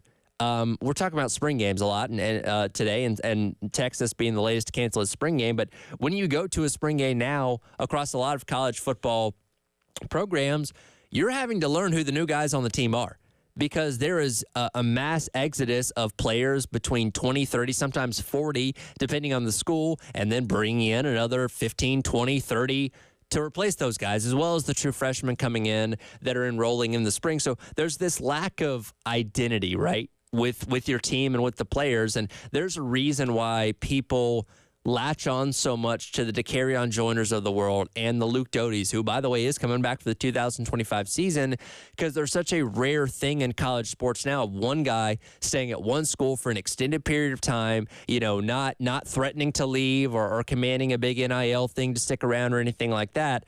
It's a rare thing. And again, that's why these guys are so beloved, especially in a community here like Columbia that embraces the football program so much. But that is a big thing on why I think a lot of people might see that magic fading away, because the identity that you had with your program, with the players representing your program that, again, were playing for the opportunity to play at the next level, to eventually earn money and all that kind of stuff. And well, look, we know why NIL is a thing, because what was being done by the NCAA for over 100 years was illegal. And again, I'm pro player on this. I have no problem with players benefiting from the name, image, and likeness and getting the money that, again, they've deserved for, you know, a century plus now, according to the rules of antitrust and how the laws work and all that kind of stuff. But I don't deny that it is affecting the way people view college football and college sports in general, because, again, you don't have these ties anymore. You know, the guys that you're watching a lot of the times on Saturdays are there because of a certain dollar amount and not there because they love the school the way you do or want to stay at the school because of, you know, the reasons why you love it so much. Because, again, the dollar affects everything. We know this in our lives. Look, if you have another job that comes to you and says, hey, we'll pay you twice as much as where you're at now, guess what? You're going to go to that other job. And the same thing with college sports, where if I'm a star quarterback at University A and I hear University B will pay me double to come play there, well, guess what? I'm going to go to University B because Yeah, but it's different. That's different. I'm leaving a job for, a better opportunity and more money. But you're playing for my team, so that's different. See, and that's where when it's happening to other teams, it's like, whoa, hate that kid. Yeah. What's happening to your team, it's more of that local connection, right? Yeah, exactly. And that's where I think the magic is being lost, is people's like, man, I hate this because, again, it's not what, and again, I'm not even saying it was all that long ago. 10 years ago, this wasn't happening. You got transfers, but not as prevalent. No. When somebody transferred 10 years ago, it was a big deal. Like, oh, my God, Jalen Hurts is going from Alabama to Oklahoma. Yes. Now it's nothing. It's like, oh, that's how it is in college sports now. So it's where we are. Again, let me know your thoughts, 803-404-6100. And if you think the magic in college football is slowly fading away with all these changes in the new environment we're dealing with. Coming up next, we'll hear from Coach Paris on Carolina Calls. Is there any hope this team can finally win a game? We'll see what his thoughts are coming up next. It is the early game. Tyler Head, Jen Jensen on your Friday on the Game.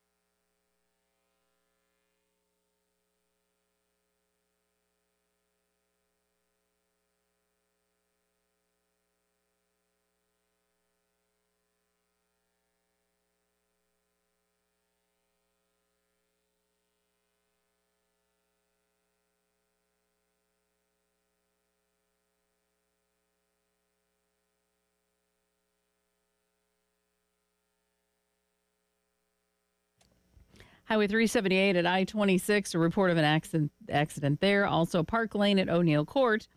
I-20 eastbound at Two Notch Road. Also, I-20 eastbound at Highway 378.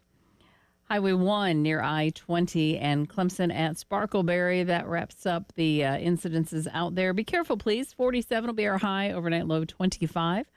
54 with sunshine tomorrow, up to 61 on Sunday. Beautiful weekend for baseball.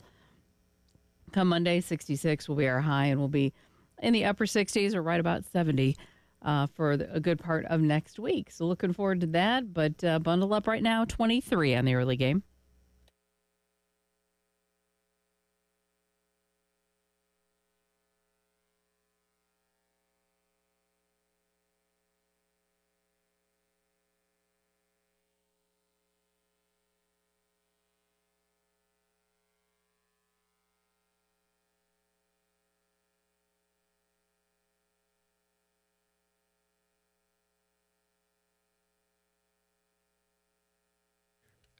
Welcome back in. It is the early game. It's our head and Jen Jensen along with you. Again, Preston Thorne had to peace out a little bit early to go do his teaching duties. Bill Gunner will be back in come Monday morning. You ever watched Preston? What's that? I'm not trying to jump on you, but have you ever watched Preston in action or seen videos of what he and Langston do? I feel like I maybe have seen a clip of them reading to kids, but not too much. Oh, we'll have to put something on Twitter of some of the things that he does as far as getting kids enthused about reading and their education and their future, and they get them fired up. They do seminars for teachers. It's life skill. They're so good. I've never been around them together. I've been around them obviously separately here with him, and when Langston's come in studio with Jay and stuff. But I could see how those two together would be quite a sight to see. Oh my gosh, yeah, they're fantastic. So that's my mission. I will get something out on Twitter because I have some YouTube videos and stuff like that of some of what they do. So anyway, love when he has the opportunity to have an impact on kids. Absolutely, and he's very, very good at it, and helping kids across the state read and stay engaged with what's going on in the classroom, which we certainly appreciate that. We'll get back into some of your thoughts on the college football magic discussion. So if you're hanging on the Love Chevrolet phone lines, hold tight for just a minute. Last night, Carolina calls Coach Paris on with Derek Scott as they get set for yet another game trying to end the defeated streak that's happening right now for Carolina basketball as they take on Texas coming up on Saturday night at 8:30, which you can listen to right here on the game with pregame coverage starting at 8 o'clock for that game against Texas. He did say last night, cut number 8 here, Jen, that this team is still playing for something. Here's what Coach Paris had to say. There's so much to play for. Still, at the end of the day, thank you. All you want to be doing in any season is be playing your best basketball by the time the conference tournament rolls around. That's whether you're undefeated in the league or whatever that looks like. You want to be playing your best basketball by the time the conference tournament rolls around. And that's still out there for us. That's definitely out there for us. So we want to continue to make progress. If we can string a couple together as we head into that tournament, it's a tournament for a reason. I think back to UConn, who was not a tournament team, NCAA tournament team, until they won their deal, and then they won it all. You look at NC State last year, was not an NCAA tournament team, but they win their conference tournament, and then they go to the Final Four. So there's so much opportunity that's still out there for these competitors. Our guys are competitors, and so we'll continue to approach every day in preparation for that. And he's not wrong. There is still technically things to be playing for, because if you do go to the SEC tournament in Nashville and you ran the table and won the thing, well, guess what? You get an automatic qualifying spot into the NCAA tournament. The likelihood of that happening, I'd say pretty low. I will say this, though, because they play good at home. They don't play good on the road. We don't really know about a neutral court, at least in the SEC play. I know they played neutral court a little bit earlier on this year, with Xavier and Virginia Tech. But in terms of conference play, we haven't seen them play anybody on neutral court. So maybe that's the magic elixir this team needs, is playing somebody where there's no home venue involved whatsoever, that maybe that's finally what they need to get a win. They do have a couple of more opportunities in these last couple games of the regular season. I kind of look at the Georgia game coming up next week as an opportunity, getting them at home. a team that obviously you lost to them in their venue, but we know how good Carolina plays at home. Maybe that's the one. And again, this season's lost. There's no two ways about that. They're not going to run the table in the SEC tournament. I feel confident in saying that. Maybe they'll get a win or two. Who knows? But this season is effectively over in a lot of regards. And we're already kind of turning the page to next year in terms of looking at what we think they need and what kind of talent and all that kind of stuff they need to go out there and get. But getting at least one win, being 1-17 is a whole heck of a lot better than being 0-18. 0-18 is shameful. Like that you are the example that people use for years and years and years saying, "Whew, how bad could it be?" Well, Carolina didn't win a single game, the year after Missouri didn't win a single game, something that they've done a good job at correcting themselves throughout this year. But finding a way to win one game, just one stinking game, would do a lot for just avoiding the embarrassment of being 0-18. So I don't know if they can do it. We'll see. Again, they play well at home. Maybe one of these home games they'll get in the next couple of days will be a benefit to them. Arkansas, Texas, and then Georgia coming up here in a couple of days. Maybe. We'll have to see. Back out to Love Chevrolet phone lines. Been talking all morning long about the magic in college football and if it is slowly fading away. Wanting to get your thoughts. We go out to Bryant. Bryant, want to get your thoughts on what the discussion is. How you doing this morning? Doing fine. Good morning. Maybe y'all could help me out with this one. Now, I know we're talking about coaches leaving and that type of thing, and coaches being able to move around. And my thing is, okay, like you see, I'm in favor of the kids getting something.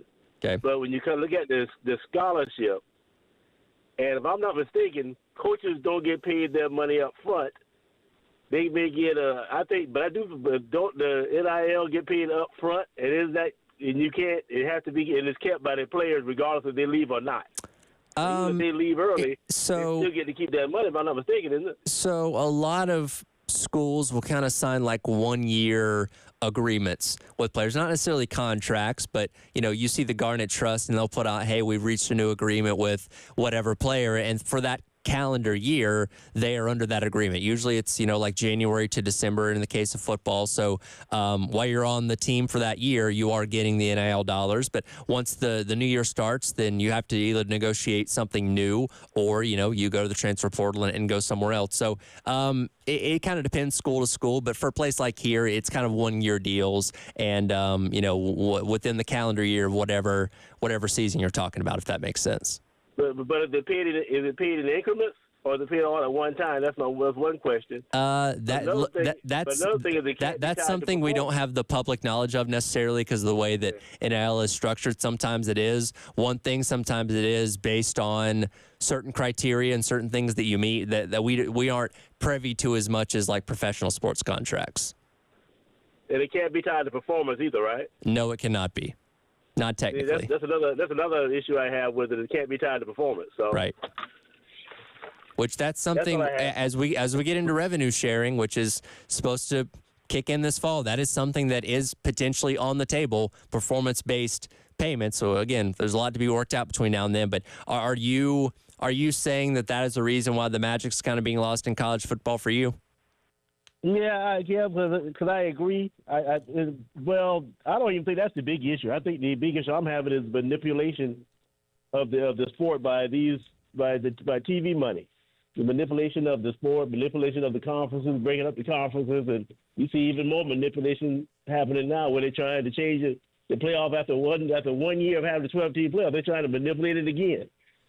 So that's probably my bigger issue, bigger than the play. I think that's the thing that's going to really bring it down, bring the house down around them more than the NIL. Yeah. Now listen. Yeah, absolutely. Appreciate the call there, Brian. 803-404-6100. And you're not alone. There are a lot of people that, hate the way that money is driving everything in college sports, and that's why all these changes are happening. That's why we have an expanded playoff. That's why we have blowing up these traditional conferences, because everybody wants to maximize their earning potential through TV deals, through what you get as being a part of the college football playoff or whatever it may be. And again, money is great. We all love money, but it can, at the end of the day, ruin some things that we truly love. And for a lot of people, that's what's happening with college football. One thing that is not ruined is what the NHL has done with its All-Star game. Four Nations is awesome. We're going to talk about that coming up next. It is the early game. It's Hourhead and Jen Jensen on your Friday morning here on the Game.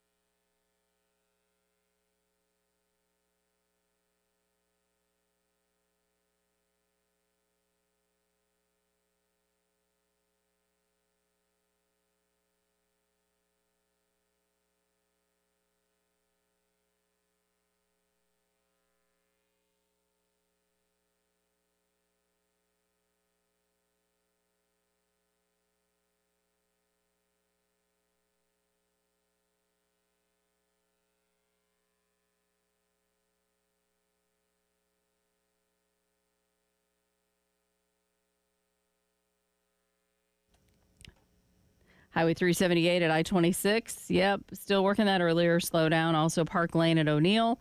Old Charleston Highway at Highway 302, kind of in the Pelion area. Lower Richland Boulevard at Garner's Ferry. I-20 eastbound at Two Notch Road. I-20 eastbound at Highway 378. Fish Hatchery at Charleston Highway and Clemson Road at Sparkleberry. So be careful out there.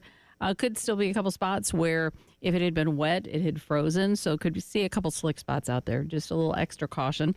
We will have that cold start to your morning as we're experiencing. Then 47 today, 54 tomorrow, 61 on Sunday, but sunshine all those days. Right now, 23 and 107.5 The Game.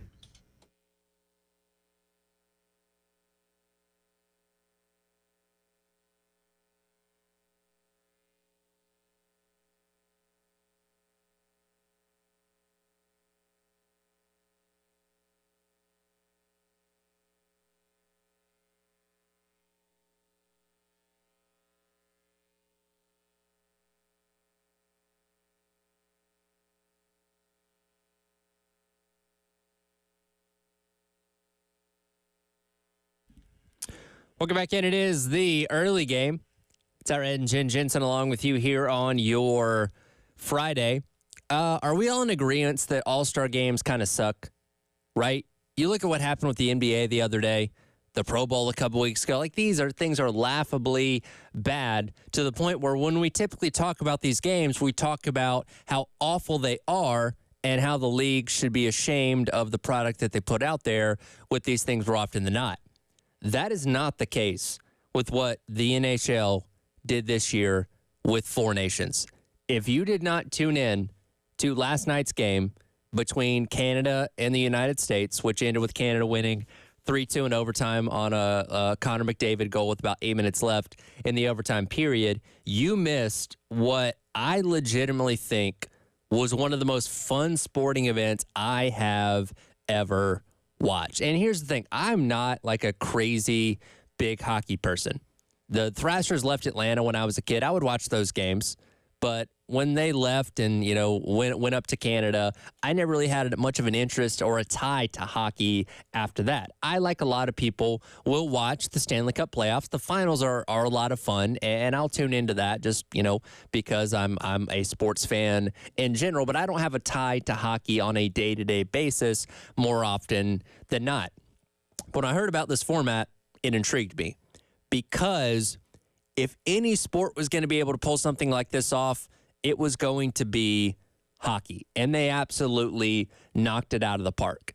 What for all intents and purposes, was a meaningless exhibition game last night felt like Game 7 of the Stanley Cup Finals, right? Like, you could see the want to and the desire to go out there and give 110% for your country in this game and what this Four Nations face-off is. In fact, we actually have the clip. Here's how that game ended last night.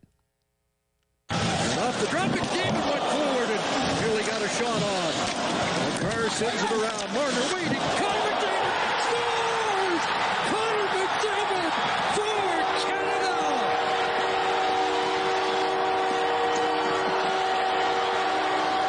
Listen to that reaction. Do you get that in any other All-Star game? Like, Major League Baseball's All-Star game is fine. I think it's the closest to the real product compared to some of the other ones, but that still pales in comparison to what we saw last night with Four Nations. And again, this wasn't for a gold medal. This wasn't for the Stanley Cup itself, but you saw just the dread and the disappointment on the face of the American players once Connor McDavid made that shot to end the game. Like, this meant something to those guys. When they were doing the round robin play the other day, and the U.S. and Canada teams got into, 3 fights within the first 9 seconds? I think that alone, and social media helps out with this, perked everybody's ears up, right? Because we heard about this thing, right? We heard, like, okay, they're going to do this Four Nations thing, you know, as an alternative to the All-Star game in this year to kind of set the table for the Olympics coming up in 2026. And, you know, you probably heard about it. It's like, okay, that sounds interesting. But when you hear the passion and the intensity that they were playing with the other day, that probably made you want to tune in last night. There are people, and again, I'm not a day-to-day hockey fan myself. I made this point with television.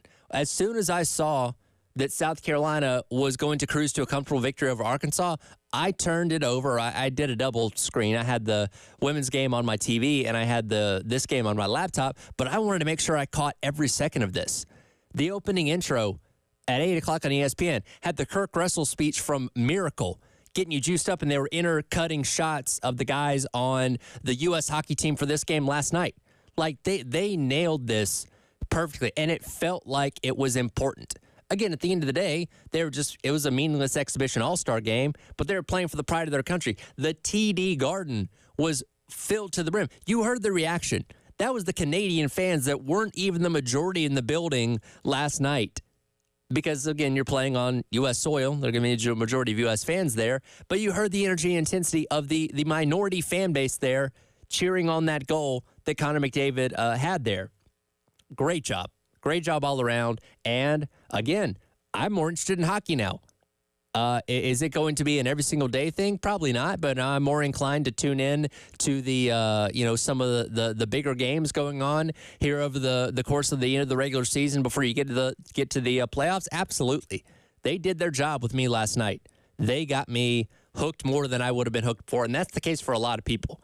So round of applause to the National Hockey League for doing that and for making an all-star game that really meant something, that really had that raw feel and intensity that we all desire and look for. And coming off the heels of what the NBA did the other day with the latest All-Star Game format, which they seem to change every single year, that featured Mr. Beast and Kevin Hart and like 2 hours worth of commercials to like 30 minutes of basketball, it makes that look even worse in comparison. And I know Adam Silver, commissioner of the NBA, was absolutely fuming last night watching what happened and seeing the success and the beauty of hockey come to form in that game last night that the NBA has been searching for a long time in their All-Star game. And here's the thing, like the NBA is going to try and do something like this. They're going to come up with some kind of format, NBA versus the world, or have some kind of multi-country tournament to try and replicate what that was last night. I'll tell you right now, they're not going to be able to do it. They are not going to get the same buy-in from the players in the NBA as you were with the players in the NHL last night. And there's a lot of factors to that. But, the NBA is a star-driven league, right? The NBA has a lot of egos in it. And egos contribute in a large degree why the All-Star game is not what it once was. Because you can tell these players all day long and you can put up money bonuses and all this kind of stuff. Hey, play hard in this game. But if they don't want to, they're not going to. And if they feel like they're going to get hurt and affect the rest of their regular season and a chance at the NBA Finals, they are not going to do that. And changing the format again probably isn't going to bring that out either. But hockey's not like that. Hockey is a sport. There are superstars. And Connor McDavid is legitimately the best hockey player there is as of right now. But that ego's not as inflated as you see in these other sports. Everybody seems to be more kind of on an even field when it comes to how they're viewed across the sport and kind of where those egos are. I'm sure there are egos in hockey, but not nearly as much as there are in other sports like the NBA. And that allowed all those guys on all of the teams involved in this thing to give 110%, to go out there like they were fighting for an Olympic gold medal and give you what we saw last night in the Four Nations final, which, again, phenomenal. I can't wait to see the TV ratings because I'm sure they absolutely knocked it out of the park with that as well. And now this sets the table for the Winter Olympics in 2026 because the U.S. and Canada already have a rich history on the ice. This now sets the table for whenever they face off in whatever round in the Winter Olympics coming up in 2026. And let me tell you, if that's setting the table, I'm very much excited for that as well, which is what that thing was created to do, to serve that purpose, to get that nationalism going with everybody, to get everybody to buy in, to support their country and see their favorite players playing, and again, ultimately get you ready for Olympic hockey coming up here in a year's time. Right, which is going to be very, very exciting. So props to the NHL. Knocked it out of the park with Four Nations, and I cannot wait to see that format again at some point down the line. Because, again, Olympics are going to kind of take over for that next year. We'll come back, wrap up today's edition of the early game. But first, I do have 2 4-pack tickets to Saturday's baseball game to callers number 3 and 4 right now, 803-404-6100. Go see Gamecock baseball tomorrow against Milwaukee. Family 4-pack tickets to callers number 3 and 4. We'll come back and wrap up the early game next here on your Friday on the Game.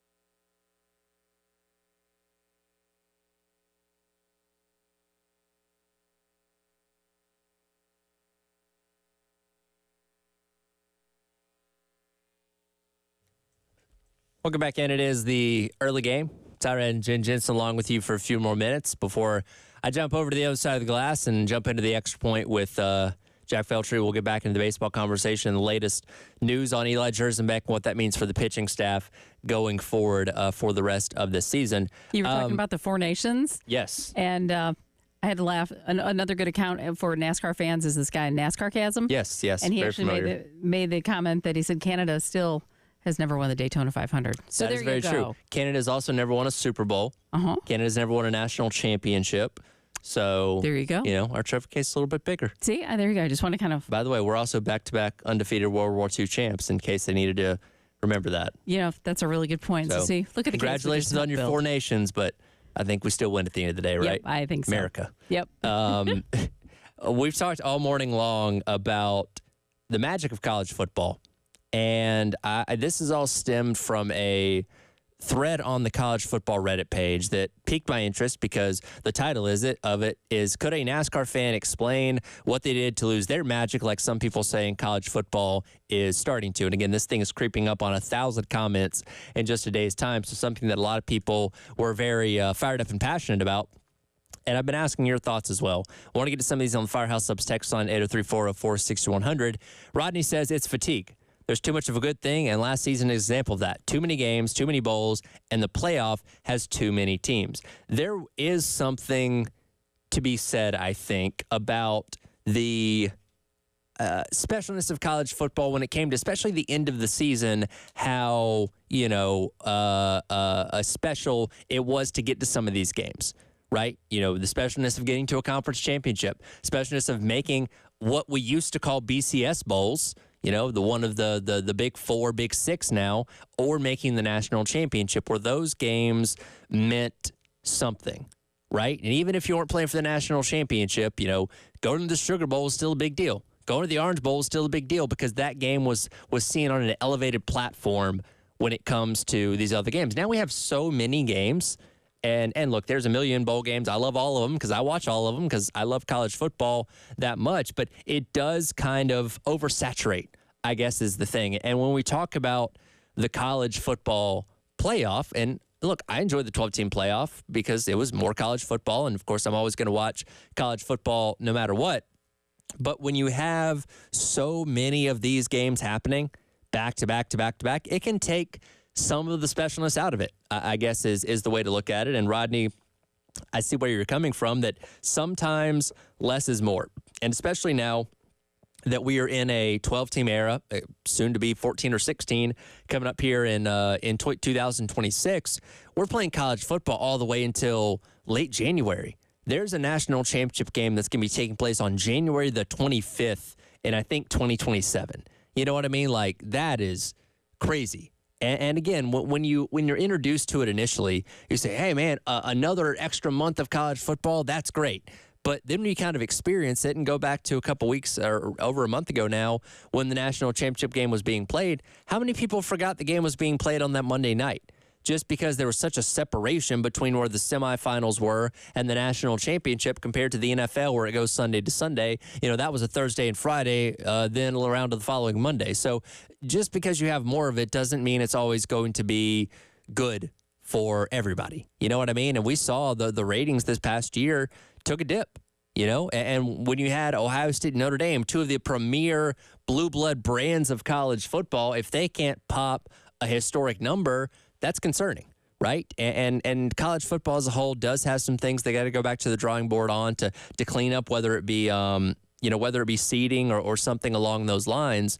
But sometimes, and I see where Rodney's coming from, sometimes too much can be a bad thing. And the specialness of getting to some of these big games or just making a bowl game in general, when now every team that has a pulse or at least goes better than 5-7 seems to make a bowl game, can take some of that element out of it.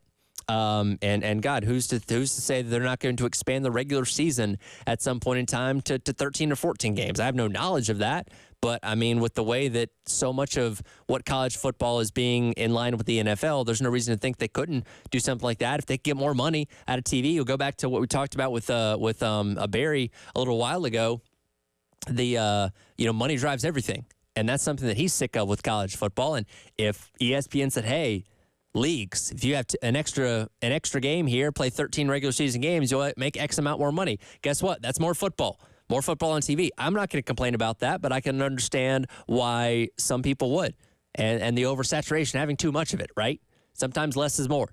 And for some people, that is why the magic of college football is kind of slowly being eroded away, because you're getting so much of it over a longer period of time now. Appreciate you guys for weighing in on that. Great conversation all morning long. Appreciate Preston as always, Jen. Anytime I get to come and hang out with you guys in the morning, it's always fun. And always fun. Sorry, you got to return to Bill on Monday morning. Yeah, I don't know. I'll have to work all weekend to get ready for it. There you go. Got a couple days off to prepare for that. Bill will be back in here on Monday, and Preston will be too. Appreciate everybody hanging out. It's been the early game here on your Friday on the Game.